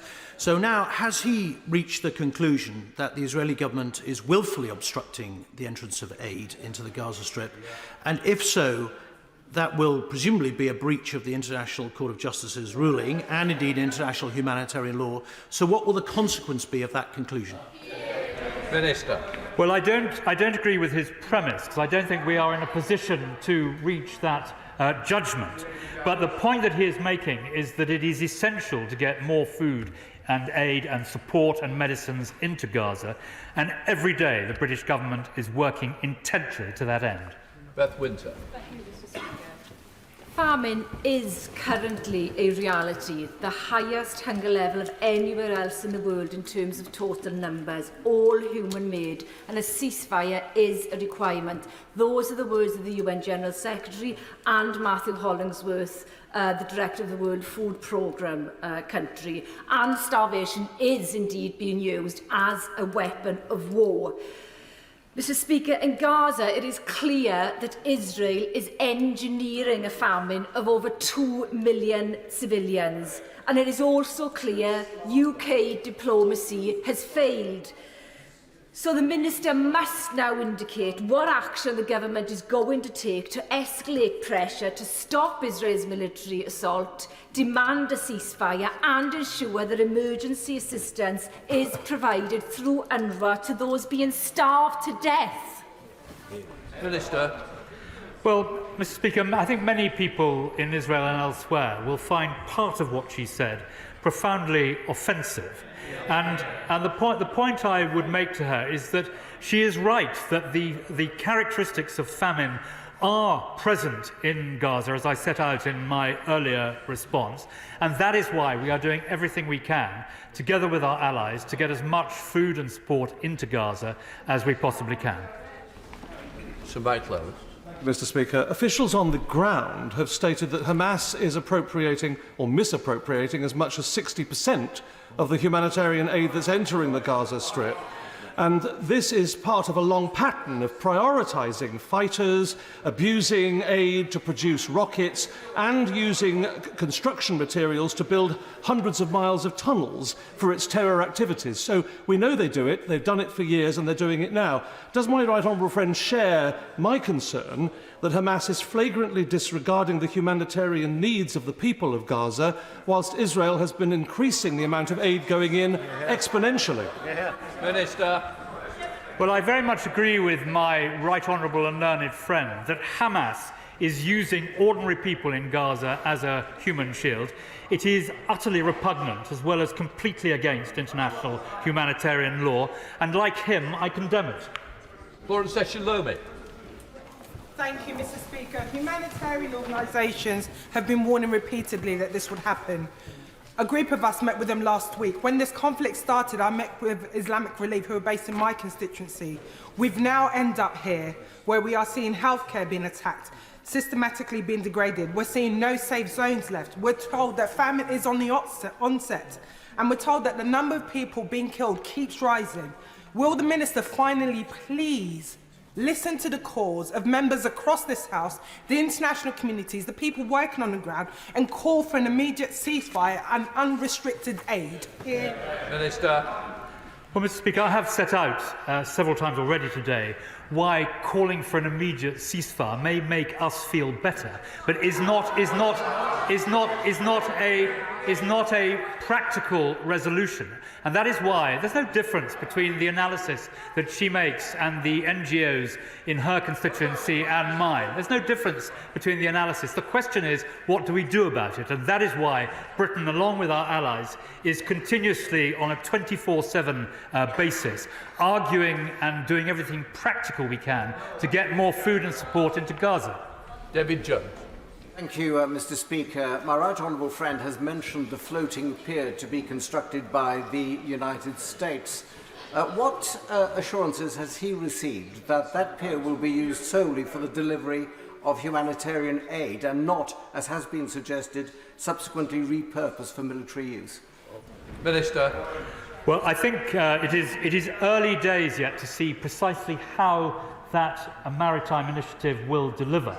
But what he fears, I do not believe will be allowed to happen in the way in which we tackle that issue. And we are giving strong support to all mechanisms for getting aid into Gaza, air, sea and land. But he, like me, will understand that the best mechanism is always by land. Janet Church. Speaker, I don't think I've ever received as many emails of concern from my Edinburgh South West constituents as I have about the situation in Gaza. And as has already been said, over 500,000 Palestinians are at starvation levels. 27 children and 3 adults have died so far as a result of starvation and dehydration. And in the words of Medical Aid for Palestine, this is not happening because the rains have failed or because there has been a poor harvest. It's happening because the Israeli authorities have refused to allow enough food into Gaza. So I have this question for him, and my Edinburgh South West constituents will be listening to the answer. Does he agree that starvation as a weapon of war is a war crime? Well, the point which I hope that she will make to her Edinburgh constituents is that she and I, the government, the whole House, is intent on ensuring that more food and more support gets into Gaza as rapidly as possible, and that is what the government is doing every day. Neil O'Brien. Thank you, Mr. Speaker. I really welcome the hard work that the Minister is doing to get more aid in, to bring an end to the fighting and to get the hostages released. But it is just appalling to think that large numbers of innocent people, including children, are about to starve when there's aid just over the border. He is right that the aid must flow across the borders. It's better to get it by trucks. But if that's not possible, we must think of this like the Berlin airlift. We've got to get aid in via the sea, via airdrops. I welcome what the Americans are doing to drop it along the shore. We're just going to do whatever it takes to get the aid to the kids who are going to starve unless we do it. Minister. Well, I completely agree with the sentiments that he expresses so profoundly, and he is right that every single mechanism must be explored. But he will know that in terms of tonnage, the amount that you can drop from the air, the dangers to those underneath, the dangers of the aid then being misappropriated and stolen by Hamas, these are very real difficulties. And also he will be fully aware about the difficulties of the maritime entry. And that is why we are doing everything we can to argue for more points of entry into Gaza, more trucks to get in there, and more different land routes to get the aid, which, as he so rightly says, is desperately needed in. Imran Hussain. Thank you, Mr. Speaker. The ICJ's interim ruling made it absolutely clear the killing of Palestinians in Gaza must stop, but it hasn't. Immediate humanitarian aid must be allowed into Gaza, but it hasn't. And the safety and security of civilians must be guaranteed, but it hasn't. As a result, we are now seeing more than 1 million Palestinians in Gaza left starving and on the brink of famine, as confirmed by the IPC report today. And the Israeli government continues to flout international law now through the use of starvation as a weapon of war. So I ask the Minister, whilst the children are left starving, civilians are killed and medical facilities attacked, just what will it take for the government to stand with international humanitarian law and oppose the actions of the Israeli military? And how many more innocent Palestinians must be massacred? How many more children must die through starvation? And when will they call for an immediate ceasefire? Well, Mr. Speaker, I would have hoped that the one thing that was missing from what he said then was an urgent call for the release of the hostages. And what I say to him, Mr. Speaker, in answer to his question, is that Israel must do more, and we've set out very clearly the 5 steps that Israel needs to take. They are an immediate humanitarian pause, increased capacity for aid distribution inside Gaza, increased humanitarian access through land and maritime routes, expanding the types of humanitarian assistance allowed into Gaza, such as shelter and items critical for infrastructure repair, and fifthly, a resumption of electricity, water and telecommunications services. Now, I hope that both he and I can unite with everyone else in this House on going after those 5 key aims. Henry Smith. Thank you, Mr. Speaker. The Israeli hostages must be released. The innocent Palestinians in Gaza must be supported. When the Foreign Affairs Committee were in the Gaza border region just a fortnight ago, we also met with Egyptian President al-Sisi. What particular support can this country provide to the Egyptians in terms of delivering aid and averting a humanitarian refugee crisis that is potentially to occur if the situation isn't stabilised? Well, may I first of all thank my honourable friend and all of the Select Committee for the work that they have done, the visits they have made, and the powerful arguments they have added to those of the government. In response to his direct question, I met myself in Egypt with the head of the Egyptian Red Crescent. We are in very close contact and making sure that British aid and British support goes to enhance the excellent efforts which they are doing everything they possibly can themselves to prosecute. Ben Bradshaw. It's clear Prime Minister Netanyahu doesn't take the slightest notice of anything the British government or even the Americans have been saying. In 1982, I think it was, Mrs Thatcher suspended arms sales to Israel. In 2002, Tony Blair did the same. What on earth would it take for this government to follow their example? Mr. Speaker, he refers at the beginning to the views of Prime Minister Netanyahu. He will know that both the Prime Minister and the Foreign Secretary have engaged directly with Prime Minister Netanyahu to ensure that he is fully aware of what Britain thinks. And he will also be aware that Israel is a pluralist democracy, the only one in the region. And he will be aware, for example, that Israeli Minister Benny Gantz, who the Foreign Secretary recently met in London, has different views from Prime Minister Netanyahu. So there are many different views, and Britain strongly supports the views that I have set out in the House today. In terms of arms sales and the arms regime, it is not for ministers from the dispatch box to make policy on those things. It is for the proper due processes, as laid down and approved by Parliament, as laid down in the law, to be followed, and that is what we follow. Leighton Drummond.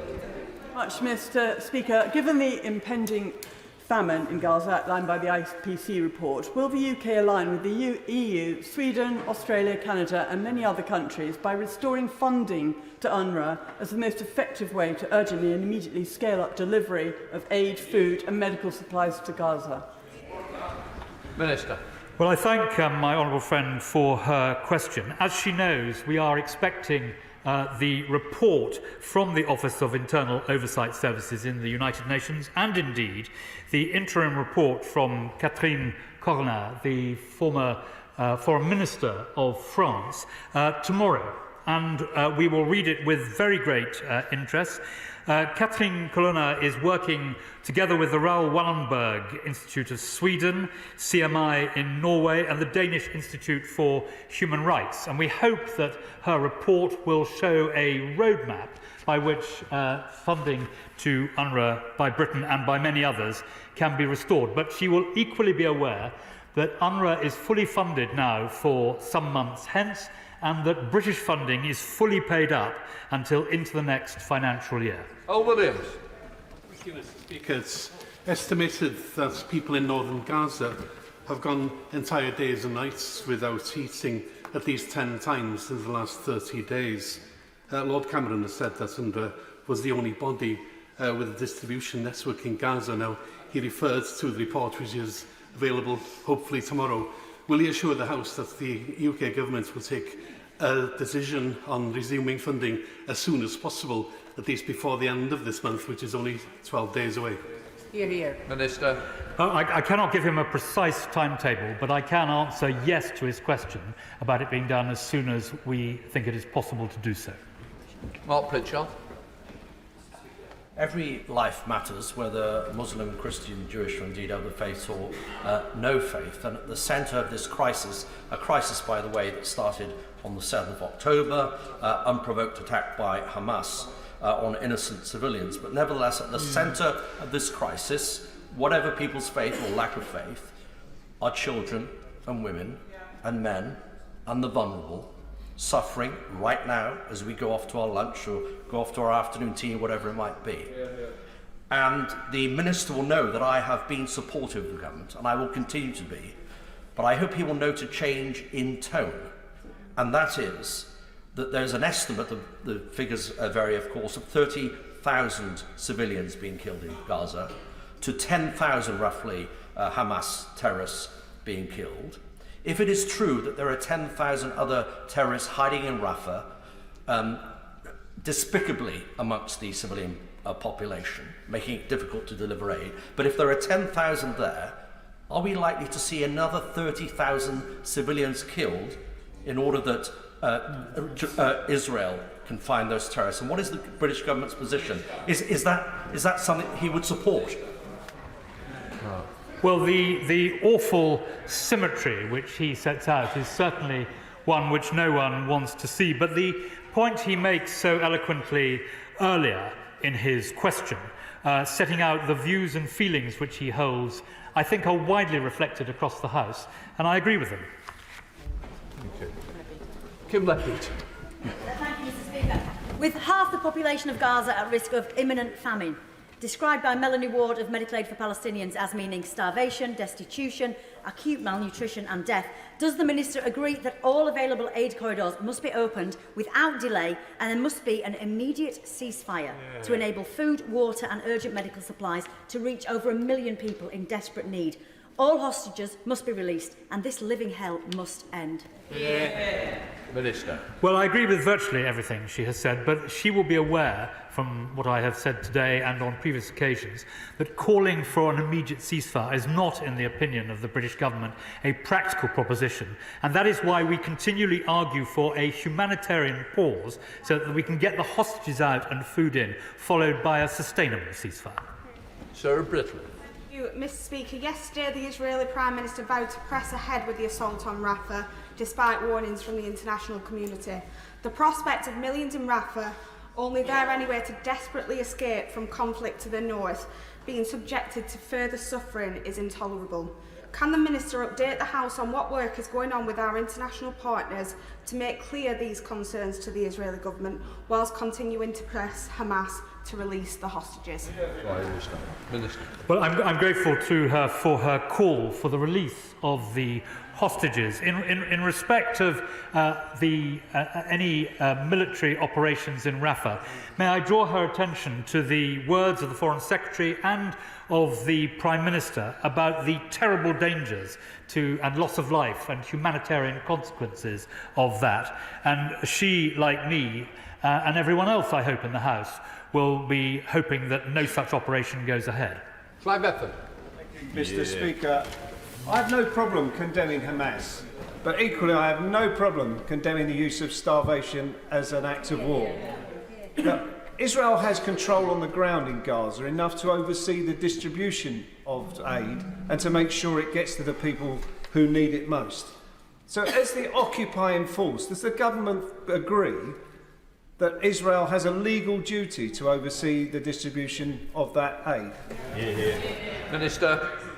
The important point about the distribution of aid is it should be able to get into Gaza, preferably through road and land routes. And I set out for the House earlier the number that are getting in. Although the number is increasing, it's nothing like adequate and doesn't come anywhere near the numbers before October the 7th.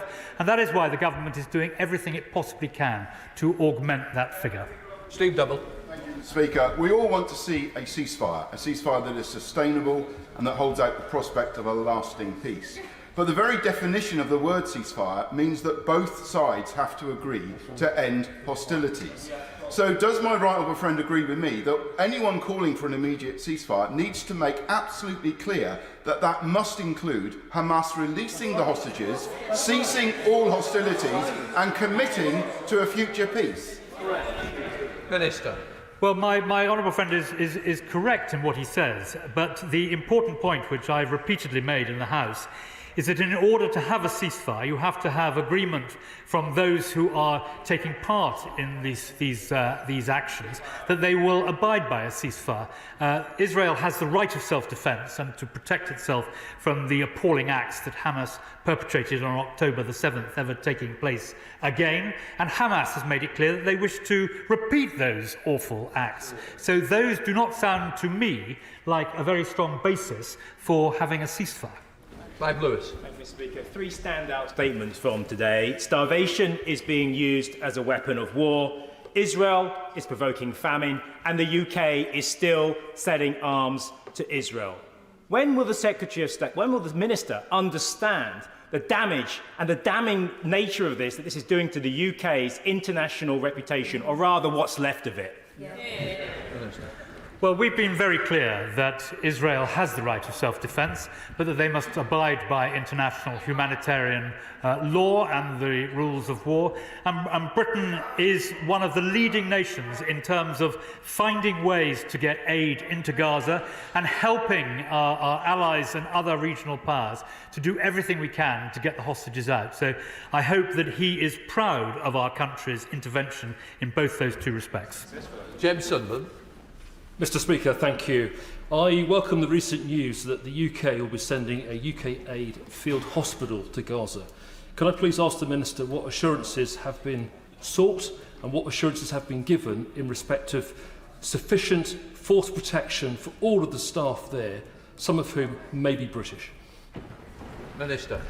Well, we are acutely conscious, Mr. Speaker, about the way in which humanitarian workers, not just in Gaza but all around the world, unarmed, put themselves in harm's way for the sake of their fellow human beings. And he is right, a field hospital provided by UK aid, funding to Ahmed, arrived in Gaza from Manchester last Friday. This facility is staffed by UK and by local medics. They will be able to treat over 100 patients a day, and we are acutely conscious of the contribution that they are making, and we do everything we can to ensure that they are protected. Andy MacDonald. Thank you, Mr. Speaker. To any reasonable and informed observer, the conduct of the war in Gaza by Israel contravenes basic international humanitarian law in failing to distinguish between armed combatants and civilians, in using force beyond what is militarily necessary, offends against the prohibition of inflicting unnecessary injury, and is wholly disproportionate. Over 100,000 Palestinians have now been killed or injured by Israeli forces in Gaza since last October. So whilst the Minister relies on Israel being a democracy capable of abiding by its legal obligations, when the overwhelming evidence is that it is not doing so, what legal advice has he received about the complicity of and the dangers to our country of failing to take sufficient action under the relevant treaties to which this country is a signatory to deter such gross breaches of international humanitarian law? Minister. Well, as I said, Mr. Speaker, we do continue to assess Israel's commitment and capability to comply with international humanitarian law. Those assessments are supported by a detailed evidence base, conflict analysis, reporting from charities and NGOs, international bodies and partner countries, statements and reports by the Israeli government and their track record of compliance, and we take all of that into account in making the judgments we make. But I would point out to him that when it comes to targeting, when it comes to military action, the Israeli Defence Force has its own lawyers embedded in those units, and in much the same way of prudence that the British military do. That is not something which you see in any other force in the region, and it should give some confidence that they are seeking to abide by international humanitarian law. Greg Smith. Thank you, Mr. Speaker. Can I, in fact, welcome reports that Israel is opening new routes to directly deliver humanitarian aid into northern Gaza amidst a slowdown in UN operations and the widespread Hamas misappropriation of that aid that was referenced earlier. But significantly, at the same time that that is happening, every single day the IDF is documenting more and more Hamas infrastructure, weapons and missiles within civilian buildings, this week at Shifa Hospital and last month underneath UNRWA's own headquarters. Yeah. So isn't the reality, the grim reality, that so long as Hamas remains in control of Gaza, no matter how many times people cry for a ceasefire, there can be no peace? Correct. Minister. Well, it is absolutely clear, as my honourable friend set out, that there is no place for Hamas in any future for Gaza. What happened on October the 7th is uniquely appalling, and I agree with him that until Hamas is removed from Gaza, the opportunity of peace is very limited. Caroline Lucas. Thank you very much, Mr. Speaker. The UN Special Rapporteur has been crystal clear that arms sales to Israel for use in Gaza are unlawful, given the clear risk that they'll be used to violate international humanitarian law. Correct. And yet the government has consistently refused to disclose whether licences, for example, for F-35 fighter planes, have been reviewed, let alone amended. Will he take the opportunity to finally give Parliament a straight answer? I don't want to be told that reviews are possible. We know that. I want to know if those reviews have happened. I want to know if he's going to publish the details of those reviews. And I don't want him to tell us simply that the arms regime in the UK is the toughest in the world. I know that, but that is no reassurance at all to the over 1 million people who are facing famine in Gaza right now. Minister. Well, she asks me whether these matters, Mr. Speaker, are kept under review, and I can assure her that they are always kept under review. But equally, they are not decided at the whims of ministers standing at the dispatch box. They are decided through a detailed, proper, legally governed, code-governed process. And that, as always, is what the government is doing. Zora Sultan. Thank you, Mr. Speaker. As we debate this topic, children are starving to death in Gaza. Babies are so malnourished, UNICEF says that they do not have the energy to cry. Famine isn't just imminent, it is happening according to the head of Refugees International. And this isn't a natural disaster, it isn't accidental, it is intentional. Israel is using starvation as a weapon of war to collectively punish the Palestinian people. Israel blocks food from entering Gaza while bombing the people trapped inside. So will the minister finally admit that officials have warned him that Israel is breaking international humanitarian law, or is his whole department refusing to accept the truth that Israel is committing war crime after war crime in Gaza? Minister. Well, Mr. Speaker, the Honourable Lady uses florid language to describe these matters. But I hope that she will agree with me that the right thing to do is everything we possibly can to get the hostages out and support for the people she so eloquently describes, support into Gaza, and that is what the government is seeking to do. Andy Slaughter. Thank you very much, Mr. Speaker. Every month in Hammersmith we hold Ukrainian Open House to bring together all those supporting Ukrainian families who have fled that war. And every month I'm asked why there are not similar visa schemes to allow Palestinians to join their relatives in the UK or be hosted by families who wish to give them refuge here. Yes. What's the government's answer to that? Well, the government's answer, Mr. Speaker, is that the two positions are not analogous and are very, very different. But he will know, he will indeed know that we are doing everything we can to help individual cases in both instances, and we will continue to do so. Emmy Callaghan. Mr. Speaker, Save the Children have reported 1.1 million people across Gaza are facing catastrophic food insecurity at the hands of Israel, with 1 in 3 children acutely malnourished. Does the Minister agree that Israel's tactic of starving the Palestinian people is a war crime? There you go. As I've set out several times, Mr. Speaker, we are doing everything we can to make sure that the necessary food and resources get into Gaza, so that the point which Save the Children made in the evidence which she read out is addressed, and we will continue to do precisely that. Sam Terry. Thank you, Mr. Speaker. The Minister will know that the UK supplies approximately 15% of the components using F-35 stealth bombers currently being deployed in Gaza. The very same bomber that's allegedly, in recent news, being deployed from RAF Akrotiri in Cyprus.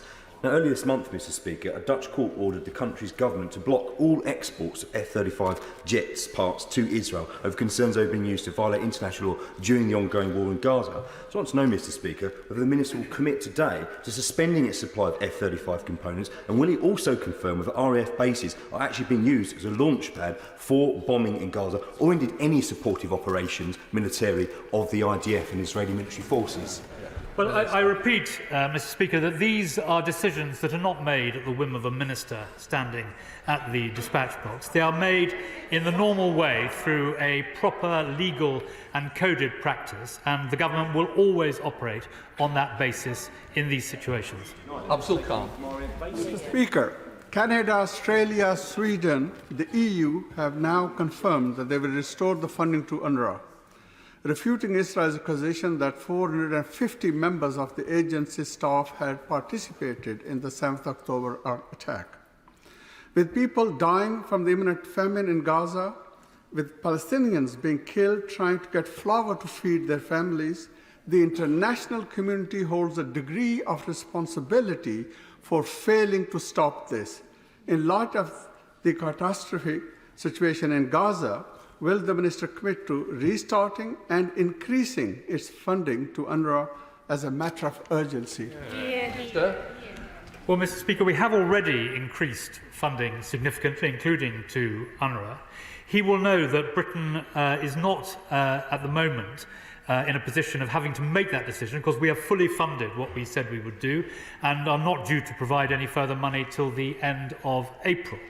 But the answer to his question, I hope, will be contained in the report, both from the Office of International Oversight Services, but also from the Katin Colonna report, interim report, which we are expecting tomorrow. And I know that he, like me, will read it with great care in the hope that it shows a suitable way ahead, which we can all endorse.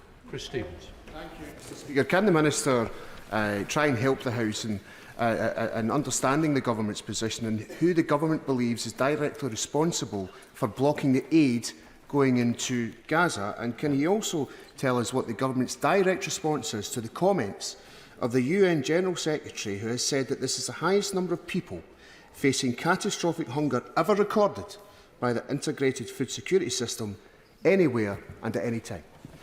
Minister. Well, regardless of the accuracy of those final comments, there is no doubt at all, as I set out in my earlier responses, that the IPCC report says, and I quote again, famine is a very real scenario. And that is why we are trying to do everything we can to ensure that aid gets into Gaza by every possible means. I've explained to the House the difficulties of the air option and the maritime option, but those difficulties are not stopping us from pursuing those opportunities. But at the end of the day, it is by agreement with Israel getting more trucks in, by opening up more points of entry, by finding other ways of bringing aid in by road. We are pursuing all of those matters, and we will continue to do so. Sarah Owen. Thank you, Mr. Speaker. The need for an arms embargo in Israel was laid out by the International Court of Justice in January due to genocidal risk and serious harms to civilians. Since then, we've had no action from ministers. UN experts have rightly called for hostage exchange and release, but they've also warned the transfer of weapons or ammunition to Israel should cease immediately.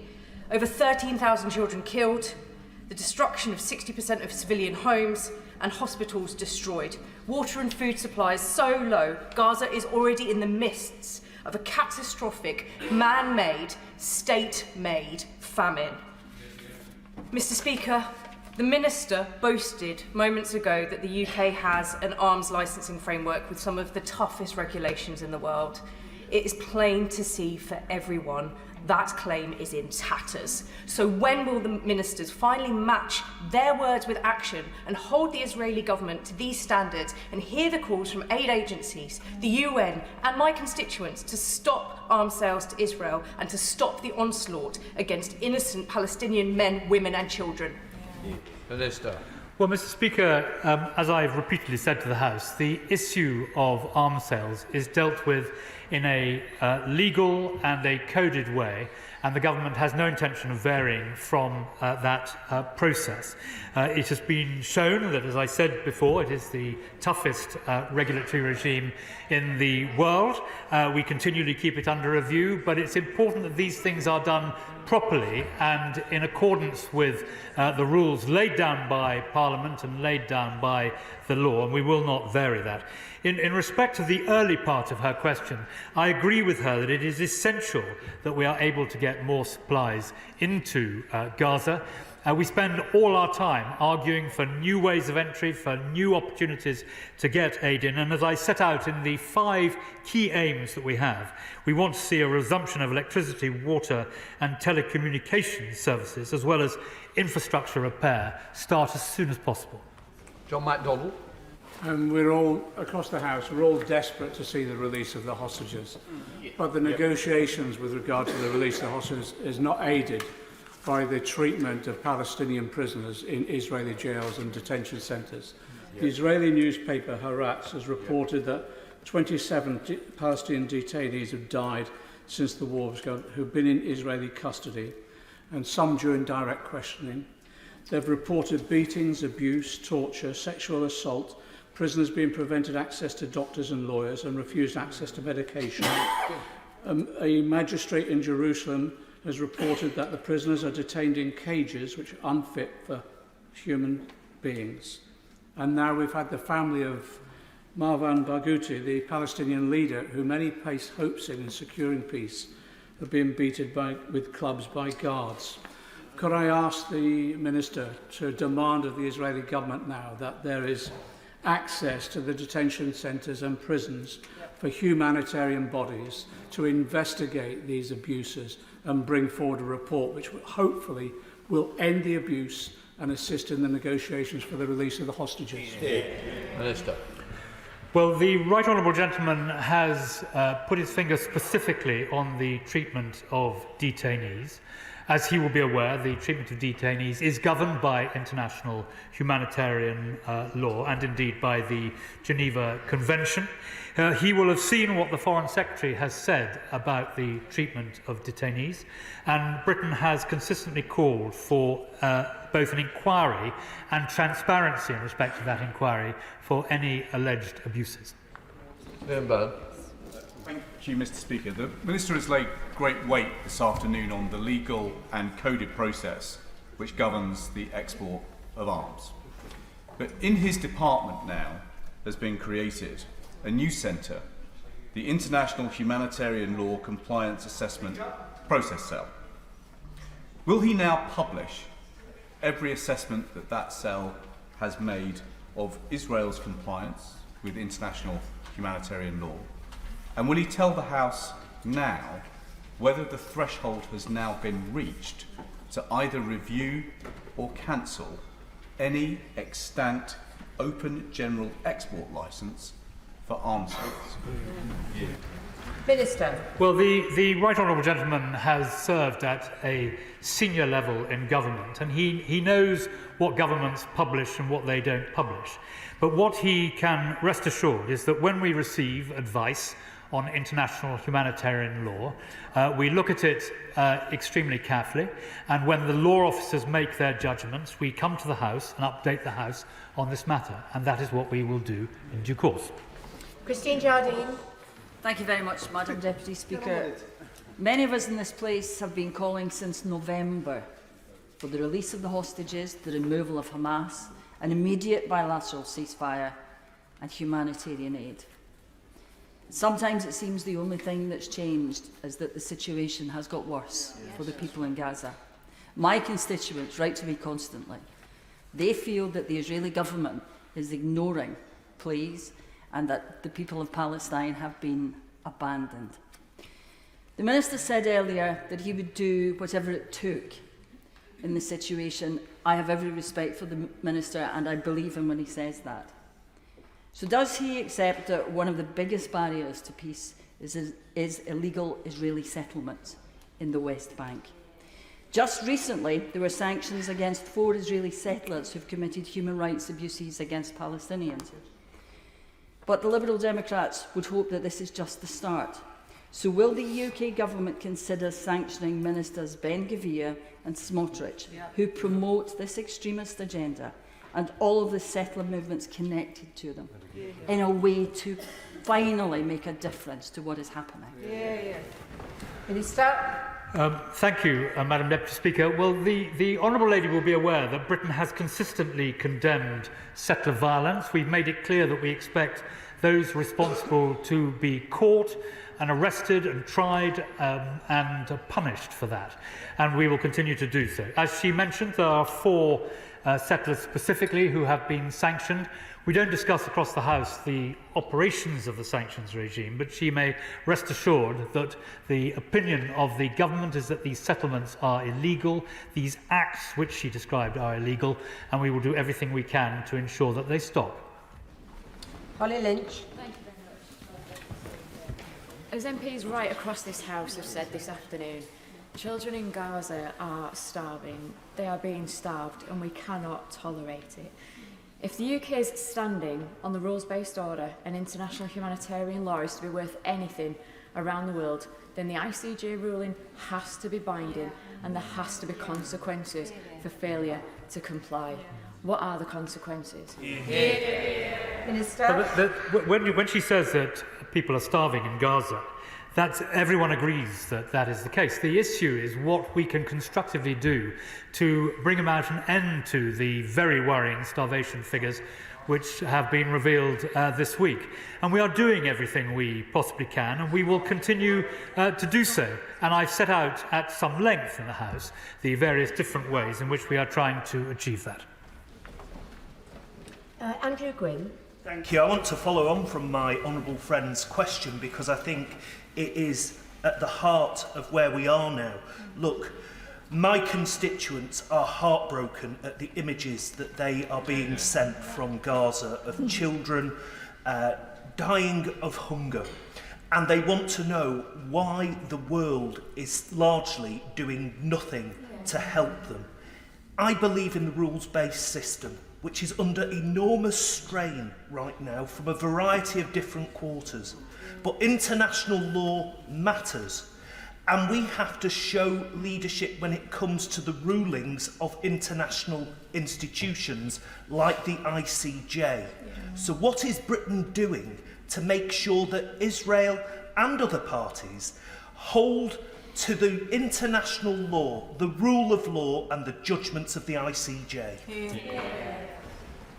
Well, Madam Deputy Speaker, he says that his constituents are heartbroken by what is happening, and we are all of us heartbroken by what is happening. The issue is, what do we do about it? And I have set out throughout the course of the last hour a number of ways in which Britain is showing real leadership in trying to address the humanitarian situation, in trying to make sure that negotiations are successful for getting the hostages out.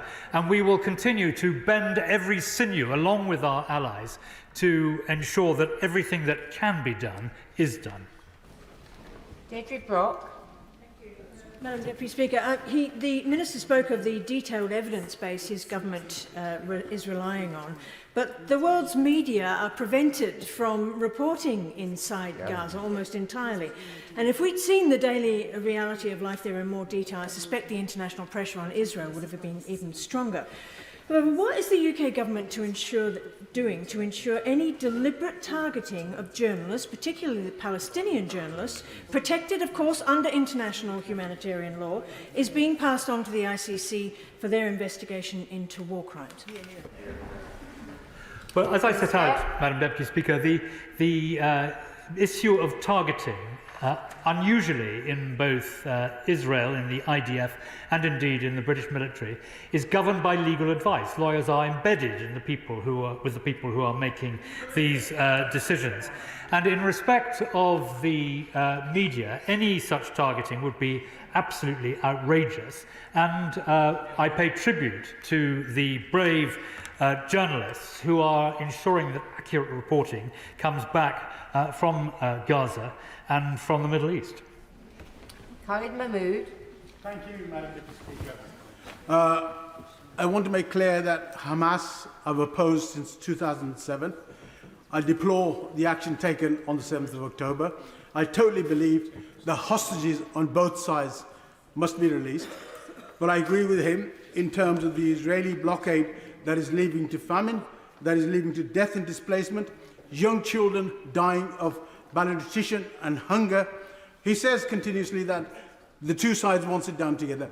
Why doesn't it then put a Security Council resolution to the United Nations, making sure that something is done about it on an international level, and put in a peacekeeping force to deal with this issue and allow the people to continue normal lives? Well, I think the House will understand, Madam Deputy Speaker, that the issue of a policing force inside Gaza is premature. I thank him for his comments about Hamas and for what he has said about deploring all the things that Hamas have done, and I agree with him about that.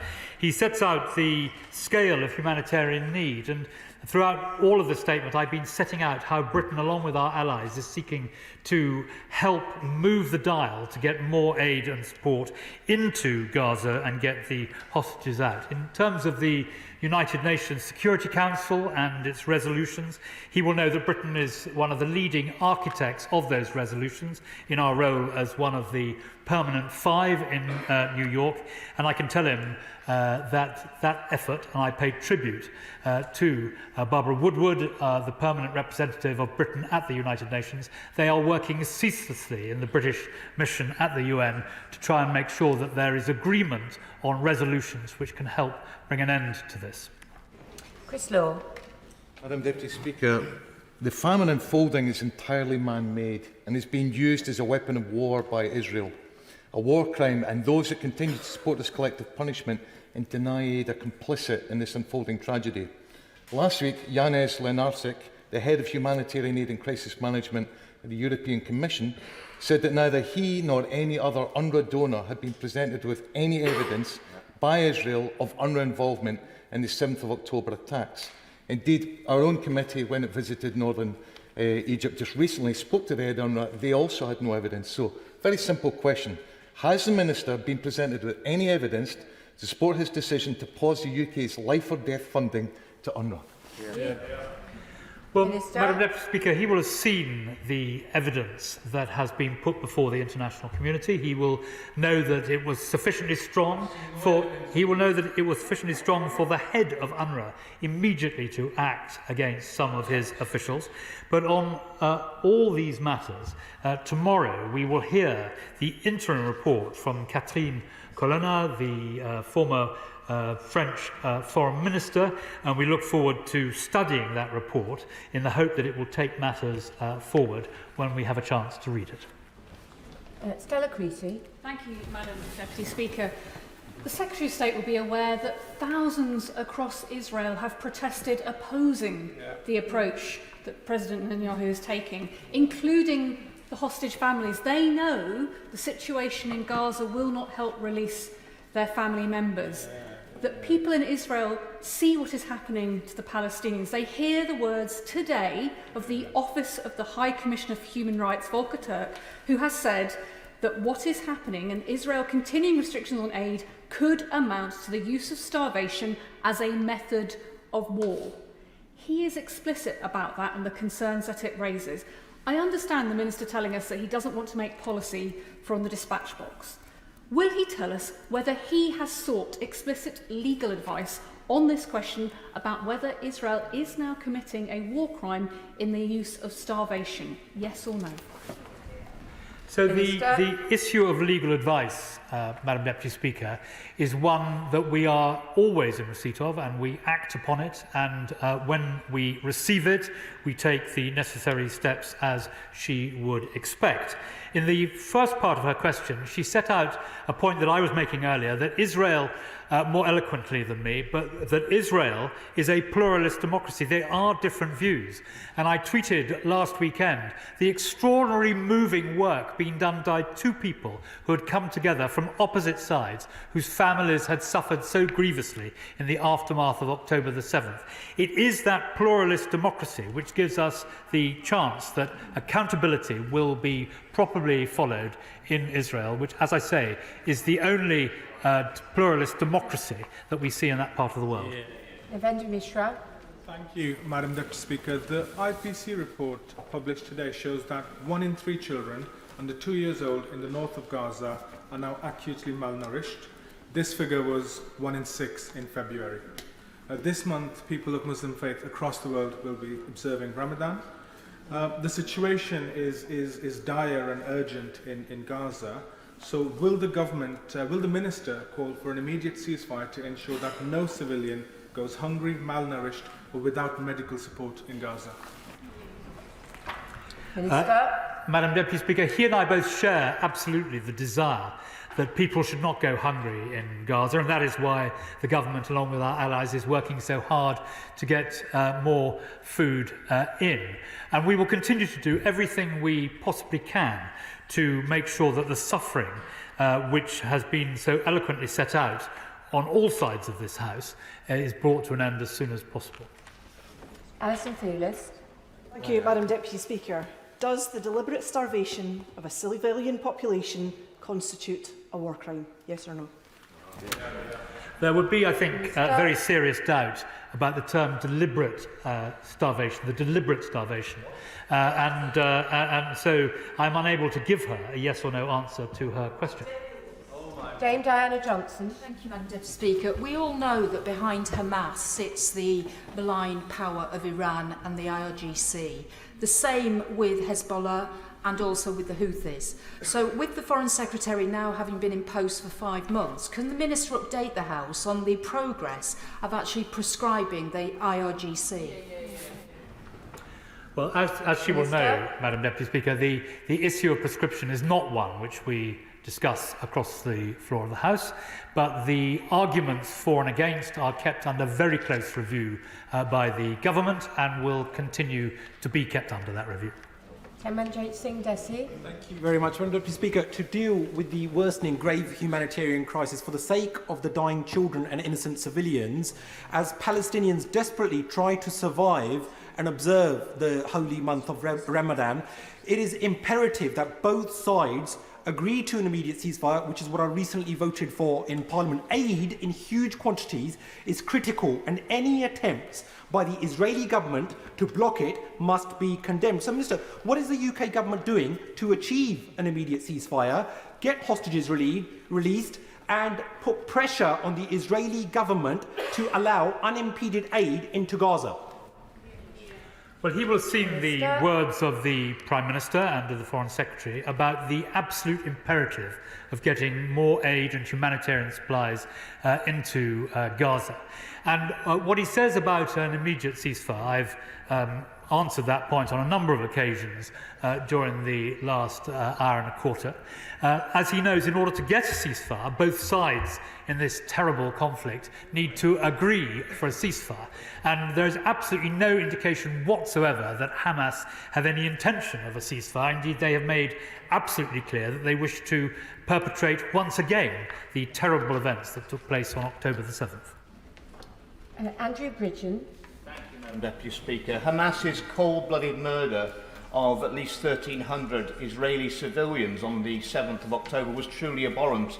But now, sadly, those horrific numbers are dwarfed by the number of innocents of all faiths who've had their lives taken away from them in Gaza. I welcome the fact that the government's moving on this position, but I believe it's going to have to move further and faster to prevent a catastrophe and further loss of innocent lives. The Minister has stated that the International Court of Justice ruling is binding.